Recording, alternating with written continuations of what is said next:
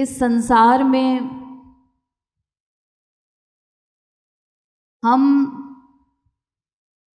कुछ आश्चर्यों के विषय में सुनते हैं।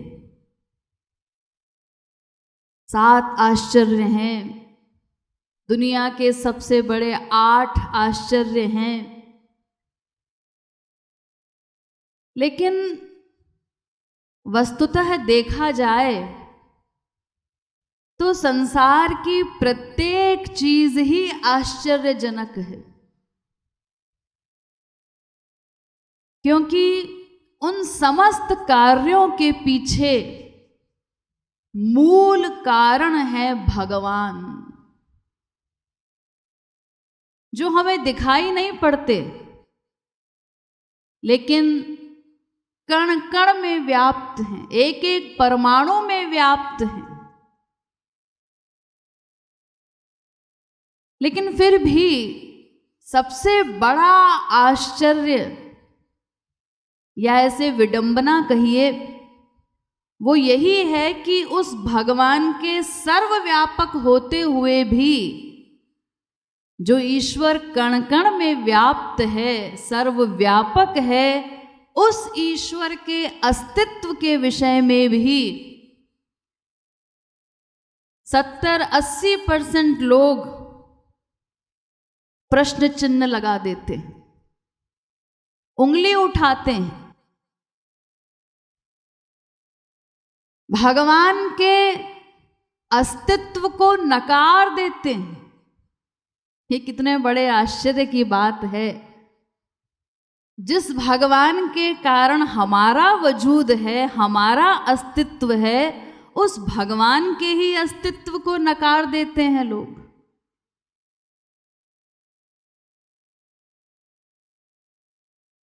पिछले सप्ताह भौतिकवादियों के विषय में मैंने चर्चा की थी।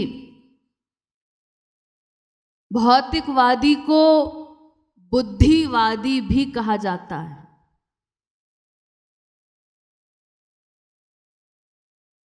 ये भौतिकवादी ही ईश्वर की सत्ता में विश्वास नहीं रखते।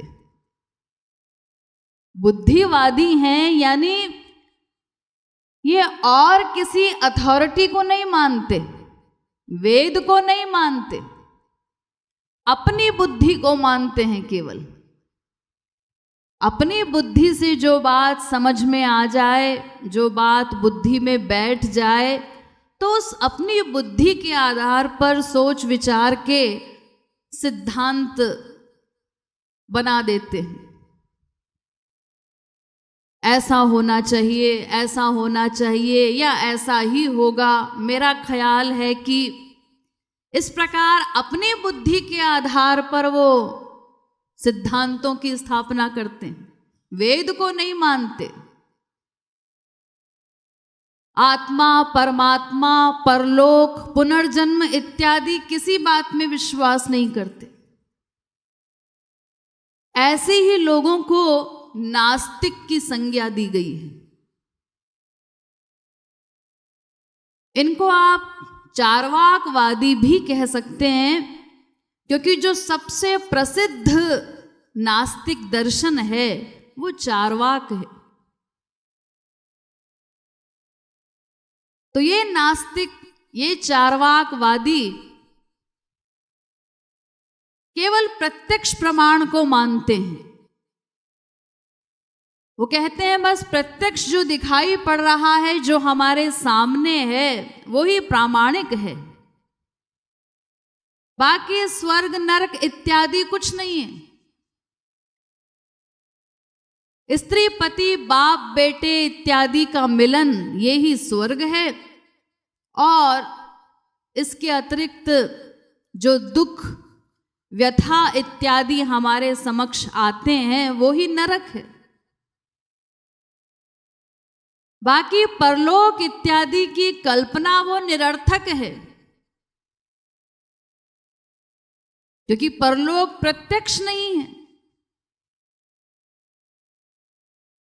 तो ये केवल 2 पुरुषार्थों को मानते हैं, काम और वित्त। इन 2 पुरुषार्थों को मानते हैं, लेकिन धर्म और मोक्ष इनको नहीं मानते।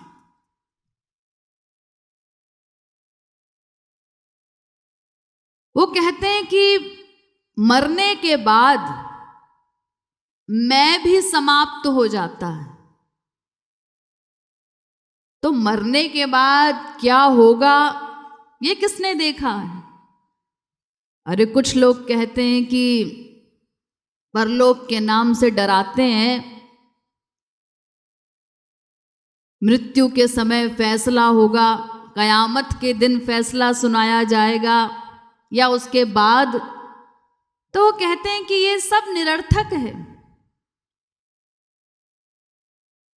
केवल जो सामने है संसार का सुख, संसारी वस्तुओं से मिलने वाला सीमित नश्वर सुख, उसी को वो वास्तविक सुख मानते हैं और उसी को लक्ष्य बनाकर आगे बढ़ते हैं, संसार को ही लक्ष्य मानकर। तो इस चार्वाक मत को लोकायत मत भी कहा जाता है। क्यों? क्योंकि अधिक लोग संसार में इसी मत को मानने वाले। संसार में अधिक लोग कैसे हैं? मोटी बुद्धि वाले, यानी मोटा मोटा जो हमें प्रत्यक्ष फल सामने दिखाई देता है बस उसी को मानते हैं, उसी को मानेंगे। दूरदर्शी लोग बहुत कम होते हैं जो परोक्ष में मिलने वाले फल के विषय में भी विचार करते हैं, समझ पाते हैं। वो कुछ विशेष संस्कारी लोग होते हैं, वो कम हैं। बाकी अधिक लोग ऐसे ही हैं जो बस प्रत्यक्ष दिखाई देने वाली चीजों को ही समझ पाते हैं, उससे आगे की बात नहीं समझ पाते। तो चूंकि अधिक लोग इसी मत को मानने वाले हैं, इसीलिए चार्वाक मत को लोकायत मत भी कहा जाता है। तो ये लोग जिस सुख को सुख मानते हैं वो निर्द्वंद्व सुख नहीं है, वो तो दुख मिश्रित सुख है। और ये सभी अनुभव भी करते हैं। वो नास्तिक भी अनुभव करता है कि जो सुख जिसको हम सुख कह रहे हैं वो प्योर सुख नहीं है, उस सुख में दुख का मिक्सचर है। लेकिन फिर भी वो ये कहते हैं कि भाई जब प्योर सुख है ही नहीं, दिखाई ही नहीं पड़ता, तो फिर जो सुख हमें मिल रहा है उसी को सुख मान लेना चाहिए। दुख मिश्रित है तो क्या हुआ? अरे जैसे धान होता है तो उस धान में से छिलके को हम अलग कर लेते हैं और चावल को खा लेते हैं। जैसे मछली में कांटा होता है लेकिन उस कांटे को लोग निकाल देते हैं और मछली को खा लेते हैं। तो ऐसे ही सुख भोगते समय उस दुख को अलग कर दो, दूर रख दो। जितनी देर का सुख मिल रहा है उसका तो अनुभव करो, और दुख के डर से हम सुख का अनुभव ना करें तो ये तो ऐसी ही बात होगी जैसे मेहमान के डर से कोई घर में खाना ही ना बनाए। अरे भाई ठीक है, मेहमान आ जाएगा तो वो भी इसी में इंक्लूड हो जाएगा, शामिल हो जाएगा, खा लेगा हमारे साथ, और नहीं आया तो फिर घर वाले तो खाएंगे ही। तो मेहमान के डर से कोई खाना ना बनाए ऐसा तो नहीं हो सकता ना। तो इसीलिए वो कहते हैं कि दुख के डर से हम सुख का उपभोग ही ना करें, जितना मिल रहा है उसका तो करें। तो इसी चार्वाक मत को मानने वाले, विदेशों में चार्वाक के फॉलोअर्स अधिक हैं, हमारी इंडिया में भी हैं। तो 70-80% लोग इसी मत को मानने वाले हैं, इसी प्रकार के हैं चार्वाकवादी, यानी नास्तिक, जो ईश्वर में, वेदों में किसी में विश्वास नहीं करते, केवल प्रत्यक्ष जो अनुभव में आ रहा है बस उसी को लक्ष्य मानकर आगे बढ़ते। इन्हीं को नास्तिक कहा गया। और दूसरे हैं अध्यात्मवादी। ये कौन है? इनको वेदवादी कहा जा सकता है। भौतिकवादी तो बुद्धिवादी है, वो अपनी बुद्धि के आगे किसी की नहीं मानते। लेकिन जो अध्यात्मवादी हैं वो वेद को मानते हैं अथॉरिटी। वो कहते हैं कि भाई जहां हमारी बुद्धि नहीं जा सकती, ऐसा विषय भी है जहां हमारी बुद्धि काम नहीं करती, हम सारी चीजों को नहीं समझ पाते संसार में, तो वो अपनी बुद्धि का सरेंडर कर देते हैं और वेद को प्रामाणिक मानते हैं, उसी को अथॉरिटी मानते हैं और उसी को मान करके रिसर्च करते हैं, आगे बढ़ते हैं। ये आस्तिक कहलाते।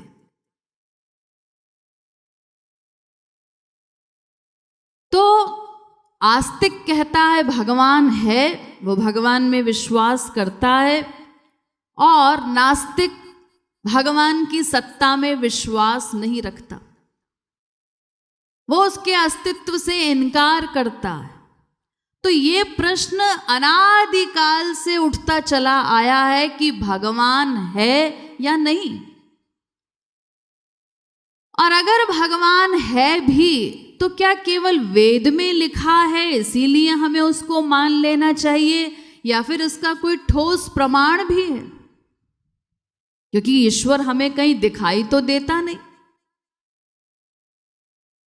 तो इस विषय पर तमाम विचार विमर्श हुआ है, बड़ी बड़ी मीमांसाएं की हैं दार्शनिकों ने, विद्वानों ने। इसी विषय पर थोड़ी सी चर्चा, मोटी मोटी बातें कुछ हम समझ सकें वो मैं यहां पर करूंगी। तो देखिए, अभी मैंने आपको बताया कि दो प्रकार के मनुष्य हैं संसार में, एक नास्तिक कैटेगरी के और एक है आस्तिक। लेकिन अगर हम और गहराई में चलकर देखें और गहराई से समझना चाहें तो हमारे शास्त्र कहते हैं कि संसार में कोई भी नास्तिक नहीं है। एक भी व्यक्ति न नास्तिक था, न नास्तिक है, न नास्तिक कभी हो सकता है। विश्व का प्रत्येक जीव आस्तिक है और करोड़ों कल्प प्रयत्न करके भी एक सेकंड के लिए भी वो कभी नास्तिक नहीं हो सकता। क्यों? कैसे? क्योंकि देखिए, जो अनीश्वरवादी है, जो ईश्वर को नहीं मानता, वो भी आनंद को तो मानता है। आनंद तो वो चाहता है। अरे हाँ, वो तो चाहना पड़ेगा। आनंद चाहना ये तो हमारा अकाट्य नेचर है, नेचुरल नेचर। भगवान का अंश होने के कारण विश्व का प्रत्येक जीव एकमात्र आनंद ही चाहता है और आनंद प्राप्ति के लिए ही प्रत्येक क्षण प्रयत्नशील है। तो एक नास्तिक भी आनंद को तो मानता है, आनंद चाहता है, उसको चाहे बिना तो कोई रह ही नहीं सकता। चींटी से लेकर ब्रह्मा तक सभी जीव आनंद प्राप्ति हेतु ही प्रयत्नशील हैं। और वेद कहता है कि वो आनंद भगवान का ही दूसरा नाम है। आनंद और भगवान ये दो अलग चीजें हैं ही नहीं, ये दोनों एक दूसरे के पर्यायवाची हैं। रसो वै सह आनंदो ब्रह्मेति व्यजानात्। वेद कहता है आनंद ही भगवान है, भगवान ही आनंद है, वो दोनों एक हैं। तो इसीलिए वो अनीश्वरवादी, वो आनंदोपासक, आनंद की उपासना करने वाला, वो स्वतः ही ईश्वरोपासक सिद्ध हो जाता है। क्योंकि वो आनंद चाहता है, मतलब भगवान को चाहता है। और ईश्वरीय गुणों के प्रति जो हमारा प्रेम है, हर व्यक्ति का, एक नास्तिक का भी, कौन से गुण? सत्य, अहिंसा, दया इत्यादि।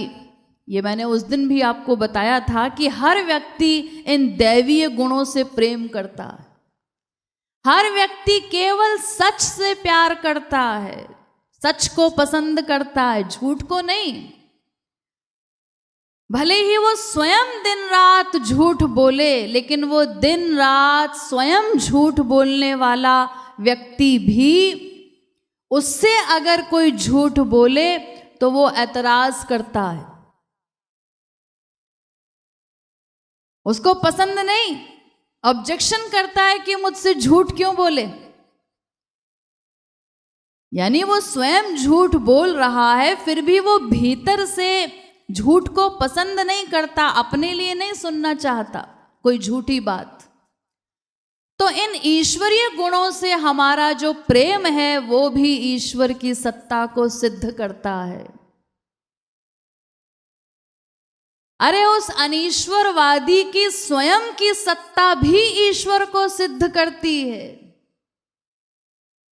इसीलिए वाल्मीकि जी ने कहा, वाल्मीकि रामायण में, लोके नहि सविद्येत यो न राम मनुव्रतः। चैलेंज के साथ कह रहे हैं वाल्मीकि कि संसार में एक भी जीव ऐसा नहीं है जो राम के अनुव्रत न हो। यो न राम मनुव्रतः, अनुव्रत मतलब जो 100% शरणागत न हो राम के, भगवान के, जिसने कंप्लीट सरेंडर न किया हो राम को, जो पक्का भक्त न हो राम का, ऐसा एक भी जीव नहीं है। यानी सभी जीव रामोपासक हैं, राम के भक्त हैं। यही बात तुलसीदास जी ने भी कही रामायण में, अस को जीव जंतु जग माही, जेहि रघुनाथ प्राण प्रिय नाही। वो कहते हैं, अरे ऐसा कौन जीव है जिसको रघुनाथ प्राण प्रिय न लगते हो। इतनी बड़ी बात वो लोग इसी आशय से कह रहे हैं, इतने बड़े बड़े महापुरुष, कि प्रत्येक जीव आनंद का दास है, प्रतिक्षण आनंदोपासक है, आनंद को चाहता है, और आनंद भगवान का ही दूसरा नाम है। इसीलिए प्रत्येक जीव ईश्वरोपासक है, आस्तिक है। और करोड़ों कल्प प्रयत्न करके भी कोई नास्तिक नहीं हो सकता एक क्षण को भी, क्योंकि करोड़ों कल्प प्रयत्न करके भी कोई जीव एक क्षण को भी दुख नहीं चाह सकता, आनंद चाहना नहीं छोड़ सकता। इसीलिए प्रत्येक जीव आस्तिक है। लेकिन इस प्रकार सभी आस्तिक होते हुए भी कुछ लोग ऐसे हैं जो आनंद को चाहते हैं, लेकिन उस आनंद को ईश्वर का दूसरा रूप नहीं मानते, भगवान को नहीं मानते। आनंद तो चाहेंगे, आनंद तो चाहना पड़ेगा, उसको तो काट नहीं सकते। तो आनंद तो वो चाहते हैं, आनंद को मानते हैं, आनंद प्राप्त करना चाहते हैं, लेकिन वो आनंद भगवान का ही दूसरा नाम है, ये वो नहीं मानना चाहते। ईश्वर का खंडन करते हैं, उसके अस्तित्व को नकारते हैं।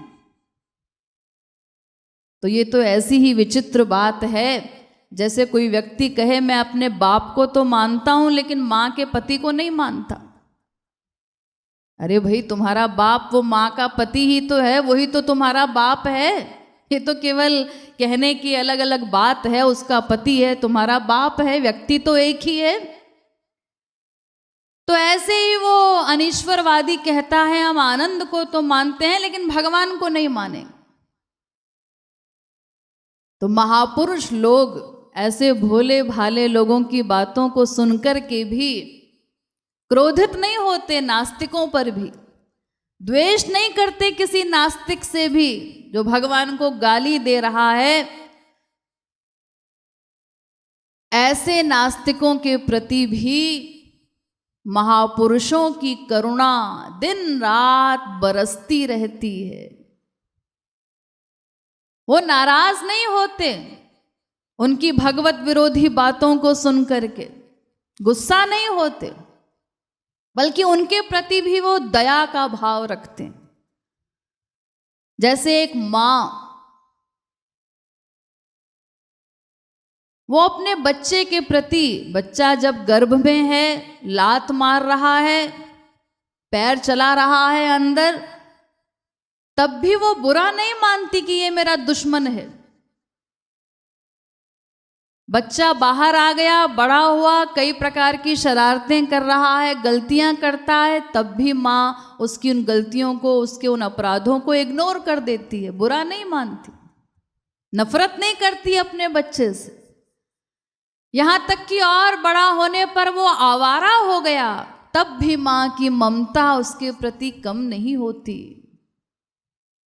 इसी प्रकार भगवान और महापुरुष ऐसे नास्तिकों के प्रति भी दया का भाव रखते हैं। इसीलिए तुलसीदास जी ने रामायण में कहा, आप लोग सुनते हैं, सब पर मोरी बराबर दाया। भगवान कह रहे हैं सभी जीवों के लिए मेरी दया समान रूप से बरसती है। इसीलिए तो देखिए वो नास्तिक भी जिंदा है, इसी पृथ्वी पर रहता है। भगवान ने उसके लिए भी ये संसार का सारा सामान बनाया है। ऐसा नहीं करते भगवान की कोई नास्तिक है, मुझे गाली देता है, मेरे ही अस्तित्व को स्वीकार नहीं करता, तो अगर ये इस नदी का पानी पिएगा तो इसके लिए जहर हो जाएगा, ये जिस वायु का सेवन करेगा वो उसके लिए पॉइजनस हो जाएगी। ऐसा नहीं करते भगवान। सबके ऊपर समान रूप से उनकी दया बरसती है, महापुरुषों की भी, और वो उसे एक अबोध बालक समझ करके, महापुरुष चूंकि आशावादी होता है तो वो सोचते हैं कि ठीक है, बेचारा अबोध है, अज्ञानी है, इसके कुसंस्कार ऐसे हैं कि आज ये भगवान को नहीं मान रहा है, लेकिन हमेशा नास्तिक नहीं रहेगा, क्योंकि आनंद तो ये चाहता ही है, उसको चाहना तो बंद कर नहीं सकता, और संसार में आनंद मिलेगा नहीं, वहां पर वास्तविक आनंद है ही नहीं। तो हम तो आत्मा वाला आनंद चाहते हैं ना, दिव्य आनंद, भूमा सुख जिसे कहा गया वेदों में, यो वही भूमा तत्सुखम, यानी हम अनंत मात्रा का आनंद चाहते हैं, अनंत काल तक रहने वाला आनंद चाहते हैं, और प्रतिक्षण वर्धमान आनंद चाहते हैं। तो ऐसा आनंद तो भगवान का ही दूसरा नाम है, वो संसार से तो हमें कभी मिलेगा नहीं। तो महापुरुष लोग ये आशा करते हैं कि ठीक है, अज्ञानतावश आज ये उस सुख को संसार में खोज रहा है, लेकिन जब मिलेगा ही नहीं तो भटकते भटकते कभी तो थकेगा। माया के थपेड़े सहते सहते कभी तो अकल ठिकाने आएगी। आज गलत जगह पर ढूंढ रहा है उस आनंद को, लेकिन कल को सही जगह पर उस आनंद की खोज अवश्य करेगा। क्योंकि कितना ही संसार का सुख देता जाए वो आत्मा को, आत्मा तो तृप्त होगी नहीं जब तक भगवान नहीं मिल जाते। तो एक न एक दिन उस नास्तिक को भी भगवान की शरण में आना ही होगा, इसीलिए वो आशावान रहते हैं। तो वस्तुतः कोई नास्तिक नहीं है, क्योंकि सभी आनंद चाहते हैं, लेकिन फिर भी ऐसे लोग जो ऊपर से आनंद चाहते हुए भी ईश्वर को नहीं मानते, उसके अस्तित्व को नकारते हैं, ऐसे नास्तिक भी 2-3 प्रकार के हैं। पहले प्रकार के नास्तिक तो वो हैं जो शब्द को सुनते ही उसके प्रतिपाद्य विषय में भी तुरंत विश्वास कर लेते। कोई व्यक्ति नास्तिक है, अब तक वो भगवान के विषय में कुछ नहीं जानता था, भगवान को नहीं मानता था, कभी सत्संग में नहीं गया, कभी संतों पर विश्वास नहीं किया, लेकिन बाय चांस कोई महापुरुष मिल जाए और भगवान के विषय में समझा दे, तो कुछ नास्तिक ऐसे होते हैं जो उस बात को सुनते ही उस पर विश्वास कर लेते हैं, शब्द को सुनते ही उसके प्रतिपाद्य विषय में भी विश्वास कर लेते हैं। भोले हृदय के, जैसे एक छोटा बच्चा होता है, वो भोलेपन से कोई चीज पूछता है, हम उसका जो भी उत्तर देते हैं। बच्चे ने पापा से पूछा, पापा वो आसमान में क्या है, इतने सारे तारों को दिखाकर पूछ रहा।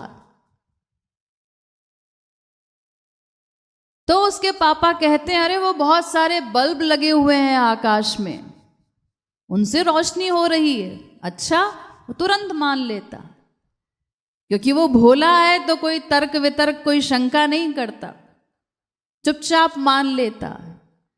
तो ऐसे नास्तिक भी होते हैं। जैसे धन्ना जाट के विषय में आप सुनते हैं, पहले भोला भाला किसान था, छोटा सा बच्चा, न भगवान के विषय में कुछ सुना, न भगवान के विषय में कुछ जानता था। लेकिन जब एक दिन एक महात्मा जी को पूजा करते हुए देखा, अपने ठाकुर जी की शालिग्राम थे उनके पास, और वो जब पूजा इत्यादि कर रहे थे तो उसने देखा और जिज्ञासावश पूछा कि आप क्या कर रहे हैं, उत्सुक होकर के। तो महात्मा जी ने बताया, अरे तुझे इतना भी नहीं पता, दिखता नहीं, पूजा कर रहा हूं भगवान की। भगवान क्या होता है? भगवान कौन है? भगवान। तो महात्मा ने समझाया कि भगवान के विषय में नहीं सुना तूने कुछ? अरे भगवान तीनों लोगों का स्वामी, जिसने संसार बनाया है, सारे जगत का पिता, उसकी उपासना सबको करनी चाहिए। अच्छा, जैसे ही ये बात उसने सुनी और मान ली कि भगवान की उपासना सबको करनी चाहिए, वो सारे लोगों का स्वामी है, सारे जगत का, तो उसके मन में भी आया, मुझे भी अब पूजा करनी है, तो कैसे पूजा करूंगा, मेरे पास तो भगवान जी है नहीं। तो महात्मा जी से जिद करने लगा, मुझे भी भगवान जी दे दीजिए ना, मैं भी घर जाकर के पूजा करूंगा उनकी। पहले तो उसको टरकाने का प्रयास किया महात्मा जी ने कि भोला भाला है, क्या पूजा वूजा करेगा। लेकिन जब बहुत जिद की तो छोटा सा बच्चा समझ करके कि अब जिद कर रहा है, तो उनके पास एक भंग घुटना था, भांग घोटने का पत्थर, भांग पीते थे महात्मा जी वो। तो वो छोटी सी जो बटिया थी, जो भंग घुटना था, वही उन्होंने अपने झोले में से निकाल करके धन्ना को पकड़ा दिया और उससे कहा कि ये भगवान हैं, इनको ले जा अपने घर पर और नियम से इनकी पूजा इत्यादि करना। कैसे पूजा करूं, क्या क्या करना होगा? तो महात्मा जी ने सोचा, भोला भाला है, न कोई पढ़ा लिखा है, न कुछ, क्या मंत्र इत्यादि बोलेगा, क्या करेगा। तो उसे केवल इतना बताया कि स्वयं नहा करके इनको नहला देना और पहले इनको भोग लगाकर तब भोजन करना। बस इतनी बात पर विश्वास कर लिया धन्ना जाट ने, और इसी विश्वास के आधार पर 7 दिन में भगवान को प्राप्त कर लिया। यही दृढ़ विश्वास कि ये भगवान है, भोग लगाने के लिए आतुर हो गया। उनके ग्रहण किए बिना 7 दिन तक खुद भी कुछ ग्रहण नहीं किया, और इस भोलेपन से, इस विश्वास से रीझ करके भगवान प्रकट हो गए। तो कुछ नास्तिक ऐसे होते हैं, जैसे वाल्मीकि के विषय में आप सुनते हैं। वाल्मीकि वो पहले रत्नाकर नाम के डाकू थे, यानी पहले, इससे पहले तो भगवान के विषय में कुछ नहीं जानते थे, भगवान नहीं मानते थे।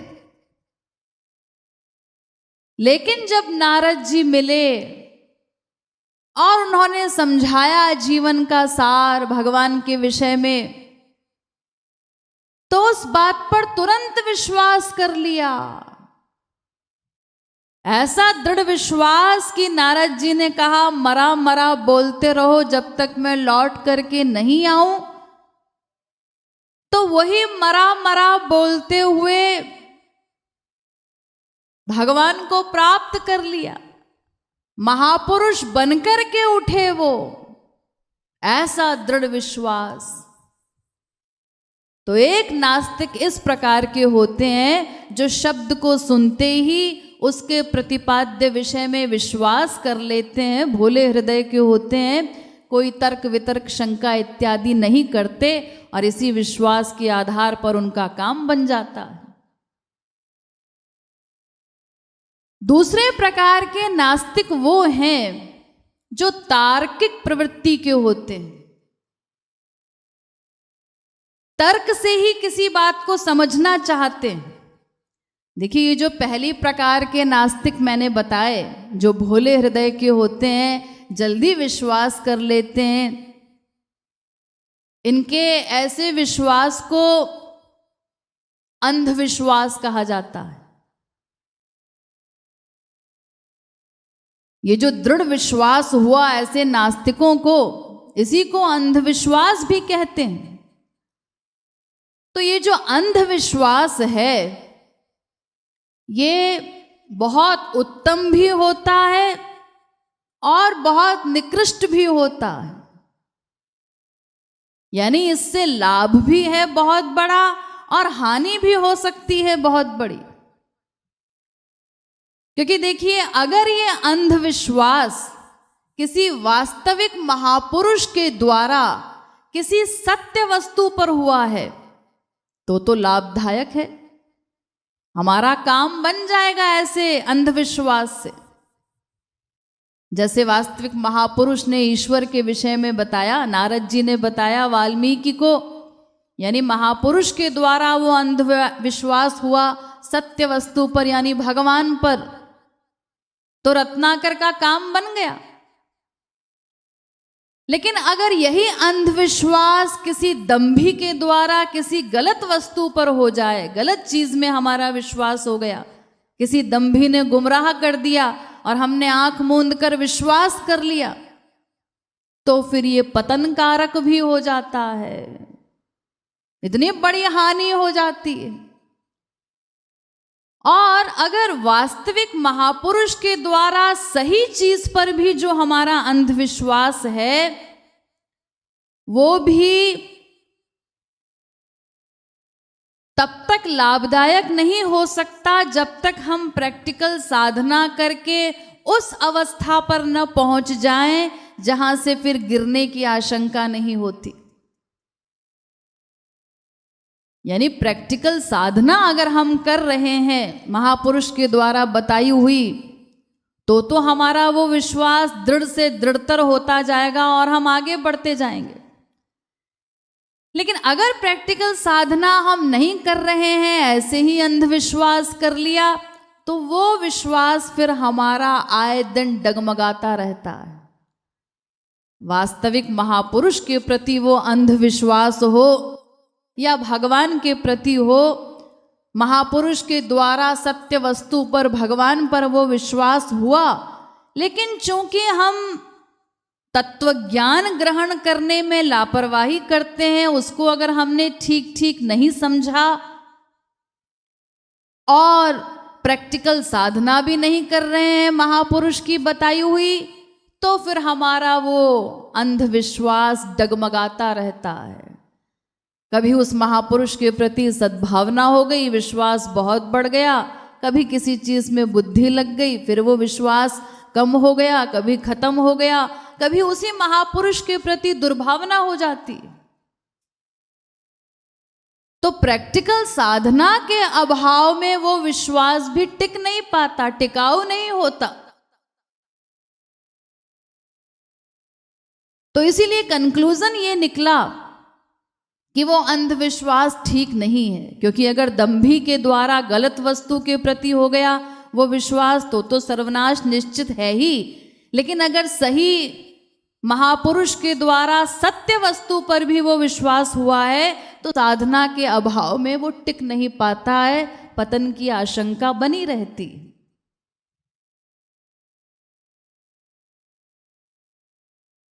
तो एक प्रकार के नास्तिक ये हुए जो तुरंत विश्वास कर लेते हैं, और दूसरे प्रकार के नास्तिक वो हैं जो तार्किक प्रवृत्ति के होते हैं।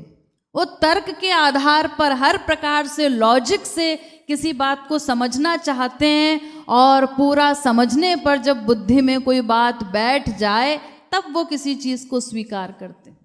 जल्दी से नहीं मानते किसी बात को, जल्दी से विश्वास नहीं करते किसी पर। अधिक पढ़े लिखे लोग इसी प्रकार के होते हैं, तार्किक प्रवृत्ति के। हमारे श्री महाराज जी के सत्संग में 90% ऐसे ही लोग हैं, बहुत बड़ी बड़ी योग्यता वाले, बड़ी बड़ी डिग्रीज वाले लोग, बड़े बड़े जजेस, doctors, engineers, advocates, PhD, DLitt, maximum सत्संगी हमारे ऐसे ही हैं। इनमें से कई ऐसे हैं जो पहले भगवान को नहीं मानते थे, बिल्कुल किसी सत्संग में कभी गए ही नहीं, संतों में कोई विश्वास नहीं था उनका। लेकिन जब इन्होंने श्री महाराज जी के प्रवचनों को सुना, श्री महाराज जी की फिलॉसफी को सुना, वो चाहे डायरेक्ट सुना हो श्री महाराज जी के मुखारविंद से,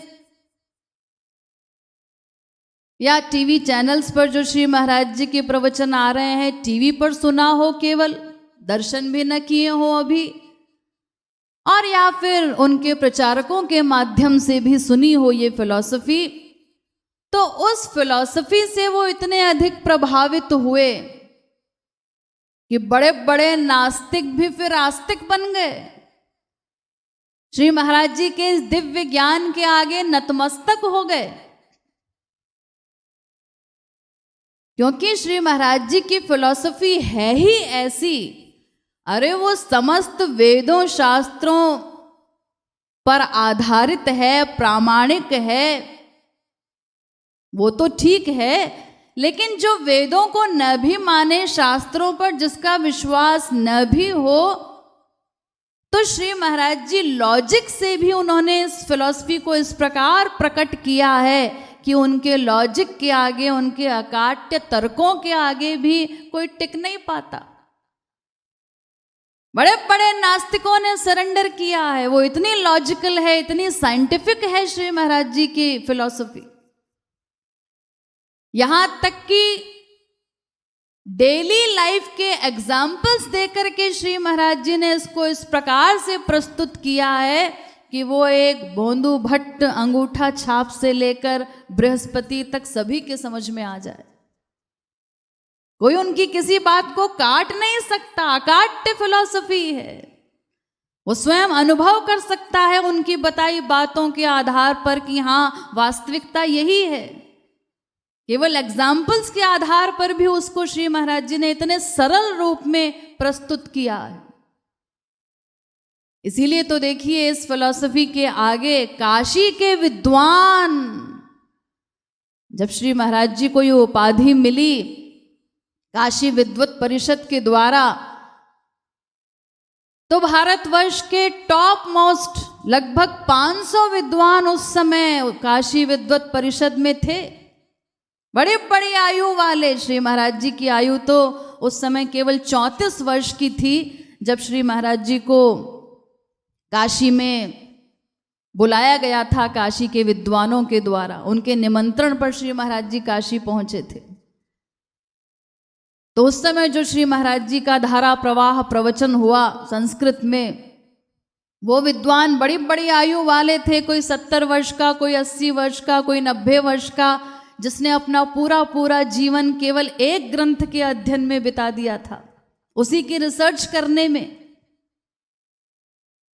लेकिन वो 500 विद्वान भी श्री महाराज जी के समक्ष नतमस्तक हो गए, उनमें से कोई एक भी विद्वान शास्त्रार्थ करने के लिए आगे नहीं बढ़ सका। केवल प्रवचन सुनकर के ही सरेंडर कर दिया उन बड़े बड़े विद्वानों ने, जो आसानी से किसी के आगे हार नहीं मानते। और सबने मिल करके ये निश्चय किया कि इनसे कोई शास्त्रार्थ नहीं कर सकता, इनका ज्ञान तो अलौकिक है। और तब उन्होंने 14 जनवरी सन 1957 में श्री महाराज जी को न केवल जगत गुरु अपितु जगत गुरुत्तम की उपाधि प्रदान की। यानी जो पूर्ववर्ती जगत गुरु हुए हैं श्री महाराज जी से पूर्व, तो उन्होंने तो केवल एक पक्षीय सिद्धांत की स्थापना की थी, तो उनको सुनकर के तो लोग और कंफ्यूज्ड हो जाते हैं। कोई जगत गुरु कुछ कह रहा है, दूसरे जगत गुरु ने उसके ठीक उल्टी बात कही। लेकिन श्री महाराज जी ने उन समस्त विरोधी बातों का समन्वय किया, विरोधी सिद्धांतों का। इसीलिए श्री महाराज जी को निखिल दर्शन समन्वयाचार्य कहा गया। तो ऐसी उनकी समन्वयात्मक फिलॉसफी है, अद्वितीय, न भूतो न भविष्यति। इसीलिए तो देखिए, जहां इस फिलॉसफी से प्रभावित होने वाले लाखों लोग हैं, वहीं श्री महाराज जी से विरोध करने वाले भी लाखों लोग हैं, उनकी भी कमी नहीं है। क्योंकि जिन दंभियों की फिलॉसफी में कोई दम नहीं है, जिनकी दुकानें बंद होती हैं, श्री महाराज जी की फिलॉसफी सुनने से लोगों की आंखें खुलती हैं। तो दंभियों की दुकानें बंद होना भी स्वाभाविक है। तो ऐसे लोग अधिक से अधिक विरोध करने का प्रयास करते हैं कि इनकी फिलॉसफी का प्रचार ही ना होने पाए अधिक। इसीलिए तो देखिए, आजकल मेरे ये लाइव कार्यक्रम जो हो रहे हैं, आप जो सुन रहे हैं, वो सब प्रोग्राम्स लाइव जाते हैं। तो उसमें भी तमाम हैकर्स इसी कोशिश में लगे हुए हैं कि इस फिलॉसफी का प्रचार न होने पाए। वो किसी न किसी प्रकार इन कार्यक्रमों में बाधा उत्पन्न करने की कोशिश करते हैं। तो बड़े बड़े ऐसे तार्किक नास्तिक जो थे, उनको भी श्री महाराज जी के आगे नतमस्तक होना पड़ा। अरे हाल ही में एक नाम आप लोग सुनते हैं, खुशवंत सिंह का। अभी कुछ वर्ष पूर्व सन 2014 में ही उनका देहांत हुआ है। वो केवल इंडिया के पॉपुलर जर्नलिस्ट ही नहीं थे, वरिष्ठ पत्रकार, बल्कि नॉवेलिस्ट भी थे, राइटर भी थे, पॉलिटिशियन भी थे, एडवोकेट भी थे, बहुत बड़ी तार्किक बुद्धि के। तो इन्होंने अपनी मृत्यु से पूर्व एक स्मृति लेख लिखा अपने ही लिए। मृत्यु से पूर्व ही अपना स्मृति लेख लिख दिया। उसमें उन्होंने क्या लिखा? उसमें उन्होंने लिखा, यहां एक ऐसा मनुष्य लेटा हुआ है जिसने न तो इंसान को बख्शा और न ही भगवान को। इसीलिए इसके पीछे व्यर्थ आंसू खर्च न करो। ये उसकी आदत थी, गंदी चीजें लिखना उसको मजेदार लगता था, लेकिन भगवान का शुक्रिया कि वो अब मर चुका है। यानी वो हमेशा भगवान पर भी व्यंग्य करते रहते थे, कटाक्ष करते थे, नास्तिक थे इतने बड़े। तो ये जो स्मृति लेख उन्होंने लिखा है 3-4 लाइन का, इससे क्या सिद्ध होता है? यानी मरने से पहले वो आस्तिक बन चुके थे। तभी तो वो लिख रहे हैं भगवान का शुक्रिया कि ऐसा व्यक्ति मर चुका है। यानी भगवान को मानने लगे थे वो मृत्यु से पूर्व। तो कैसे मानने लगे थे, कैसे आस्तिक हो गए थे? ये तो बहुत बड़े नास्तिक थे, जिसने पूरे जीवन भगवान पर व्यंग्य ही किया हो। वो कैसे आस्तिक बने, इसका रहस्य भी उन्होंने स्वयं उजागर किया। कैसे?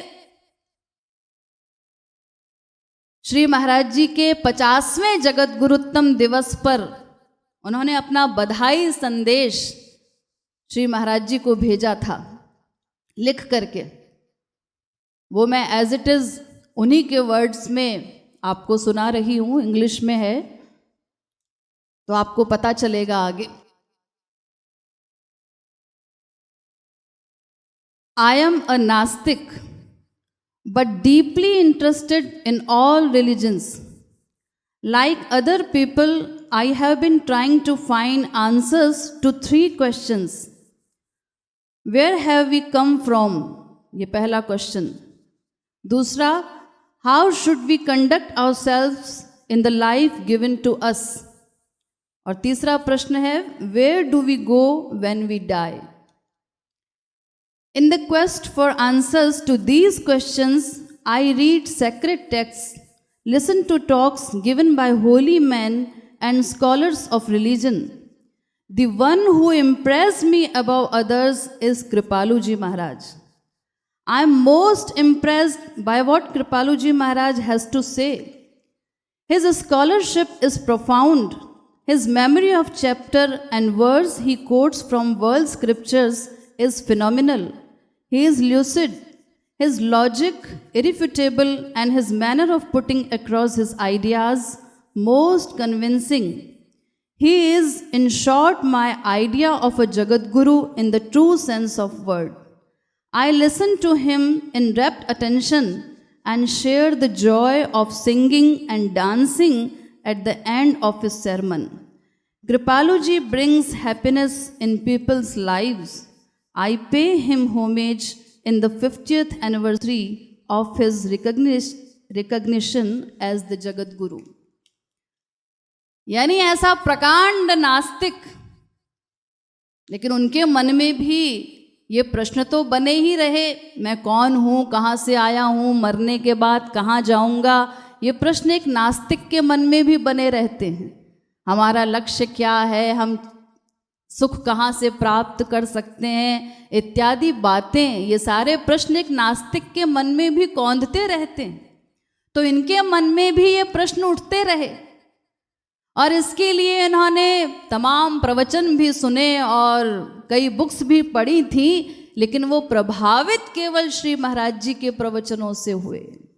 स्वयं एडमिट किया है, पहले उन्होंने यही लिखा है, आई एम अ नास्तिक, यानी वो नास्तिक थे, लेकिन श्री महाराज जी ने उनकी विचारधारा को पूरी तरह से परिवर्तित कर दिया। श्री महाराज जी के तर्कों को, उनकी फिलॉसफी को उन्होंने अकाट्य माना है कि इसको कोई काट नहीं सकता, और इतना बड़ा नास्तिक कीर्तन को भी एंजॉय करने लगा।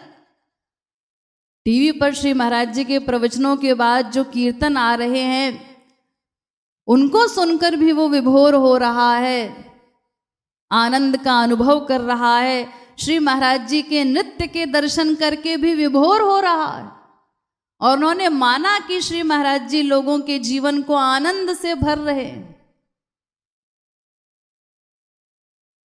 यानी इससे यही सिद्ध होता है, उन्होंने स्वयं एडमिट किया है श्री महाराज जी की फिलॉसफी से वो इतने प्रभावित थे और इसीलिए मृत्यु से पूर्व उन्होंने लेख में, स्मृति लेख में ऐसी ऐसी बातें लिखी हैं।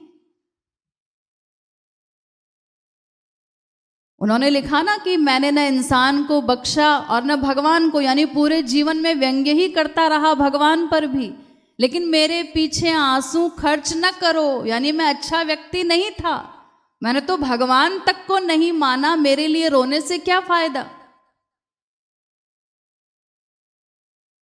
और अंत में उन्होंने लिखा, भगवान का शुक्रिया कि मैं मर चुका हूं। यानी उन्होंने अंदर से ये एडमिट किया होगा कि मेरे इस निरर्थक जीवन का फायदा ही क्या है, मैं इसका सदुपयोग तो कर नहीं पाया, भगवान की भक्ति तक नहीं कर पाया पूरे जीवन, तो मेरी मृत्यु ही अच्छी है। इतना गहरा भाव है उनके स्मृति लेख के पीछे, इन 2-4 लाइंस के पीछे, कि वो आस्तिक बन चुके थे। तो दूसरे प्रकार के आस्तिक ये होते हैं जो आसानी से किसी बात पर विश्वास नहीं करते, लेकिन अगर तर्क से उनको बात समझाई जाए तो लॉजिक से हर बात को समझ करके फिर वो उसको स्वीकार कर लेते हैं। स्वामी विवेकानंद, पाल इत्यादि इसी प्रकार के नास्तिक हुए हैं जो बाद में आस्तिक बन गए। तो दूसरी कैटेगरी ये है नास्तिकों की, जो तार्किक प्रवृत्ति के होते हैं, जल्दी से विश्वास नहीं करते, लेकिन तर्क इत्यादि से अगर उनको बात समझ में आ जाए, उनकी बुद्धि में बैठ जाए, तो फिर लाखों लोग आस्तिक बने हैं, बड़े बड़े नास्तिक भी।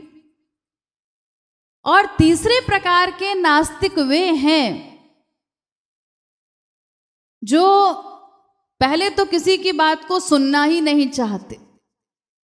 हमें नहीं सुननी है कोई ईश्वर संबंधी बात, सुनने को ही तैयार नहीं,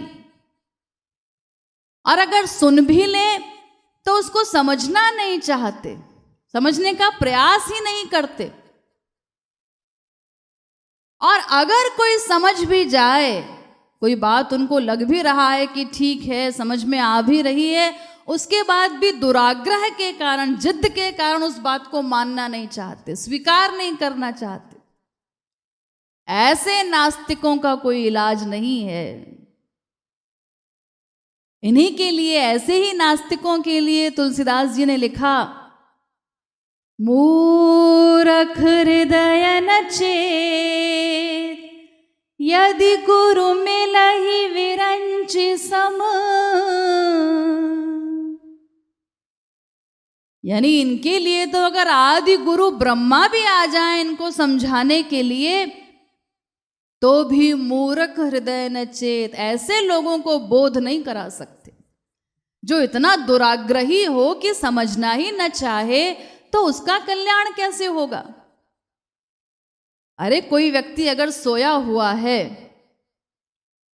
और लेट हो गया है उठने में, उसको तो आप जगा सकते हैं आवाज लगा करके, हिला करके, लेकिन जो सोने की एक्टिंग कर रहा है, जानबूझ के उसने आंखें बंद कर ली, उठना ही नहीं चाहता, उसको कोई कैसे उठाएगा? तो जो समझना चाहे बात को, तो ऐसे बड़े बड़े नास्तिकों को आस्तिक बनाया है महापुरुषों ने। लेकिन जो बात सुनना समझना ही न चाहे, तो उसके लिए कोई महापुरुष क्या करेगा?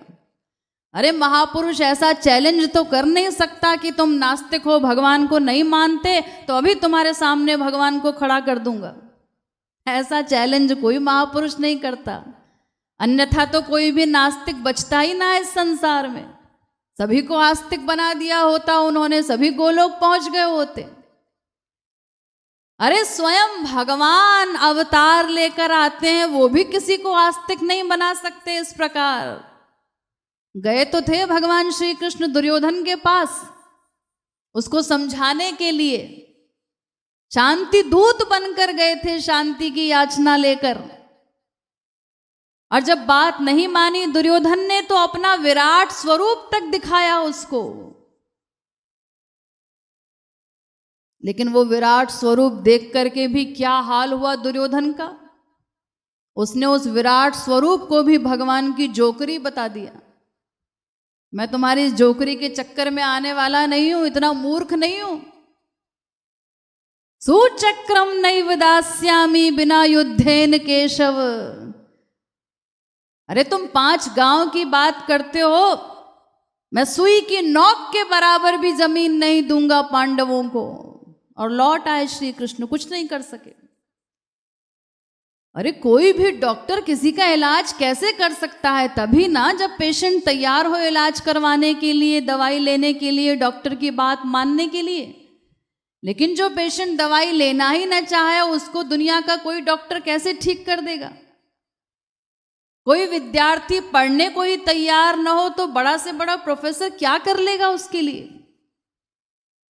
तो तीसरे प्रकार के नास्तिक ये हैं जो किसी बात को मानना ही नहीं चाहते। लेकिन ऐसे नास्तिकों के प्रति भी महापुरुष आशावान रहते हैं, उनकी बातों का बुरा नहीं मानते कि ठीक है, आज ये दुराग्रह कर रहा है कि भगवान को हमें नहीं मानना है, लेकिन कब तक दुराग्रही बना रहेगा? अरे आनंद के लिए बिलख रहा है, आनंद पाना चाहता है, तो कभी न कभी तो सही रास्ते पर आकर आनंद की खोज अवश्य करेगा। तो ये जो नास्तिक हैं, वैसे तो प्रत्येक जीव आस्तिक है क्योंकि आनंदोपासक है, लेकिन फिर भी ऊपर से जो लोग भगवान को नहीं मानते, आनंद और भगवान को एक नहीं मानते, भगवान की सत्ता को नहीं स्वीकार करना चाहते, वेदों पर विश्वास नहीं करते, ऐसे जो नास्तिक हैं, तो इनमें जो जिज्ञासु नास्तिक हैं, जो वास्तव में कुछ समझना चाहते हैं भगवान के विषय में, उन्हीं से हमको चर्चा करनी। जो दुराग्रही है उसको तो भगवान भी आकर के समझा नहीं सकते। तो जो जिज्ञासु नास्तिक हैं उन्हीं के लिए भगवान के अस्तित्व के विषय में कुछ चर्चा मैं यहाँ पर कर रही हूँ। वे लोग निष्पक्ष होकर इस पर विचार करें। किसी भी वस्तु की सिद्धि के लिए 3 प्रकार के प्रमाण होते हैं। प्रमाण मतलब भारतीय दर्शन में प्रमाण का अर्थ है जो सत्य के ज्ञान में सहायक हो, वो प्रमाण। तो 3 प्रकार के प्रमाण हैं। एक प्रत्यक्ष प्रमाण, दूसरा अनुमान प्रमाण और तीसरा है शब्द प्रमाण। प्रत्यक्ष प्रमाण क्या है? प्रत्यक्ष प्रमाण का मतलब जो चीज हमको सामने दिखाई पड़ रही है, अपनी इंद्रियों से हम जिस चीज का अनुभव कर सकें, वो प्रत्यक्ष प्रमाण है। इसके आगे फिर और किसी प्रमाण की आवश्यकता ही नहीं है। यहां पर आग जल रही है और वो हमें अपनी आंखों से दिखाई पड़ रही है, तो ये इस बात का प्रत्यक्ष प्रमाण है कि आग जल रही है, या आग के ताप का अनुभव हो रहा है। किसी भी इंद्रिय से, आंख, नाक, कान इत्यादि से जो हमें अनुभव में आ रहा है सामने, वो प्रत्यक्ष प्रमाण है। तो जो प्रत्यक्षवादी हैं वो कहते हैं कि हम केवल प्रत्यक्ष में ही विश्वास करते हैं, जो हमें सामने दिखाई पड़े।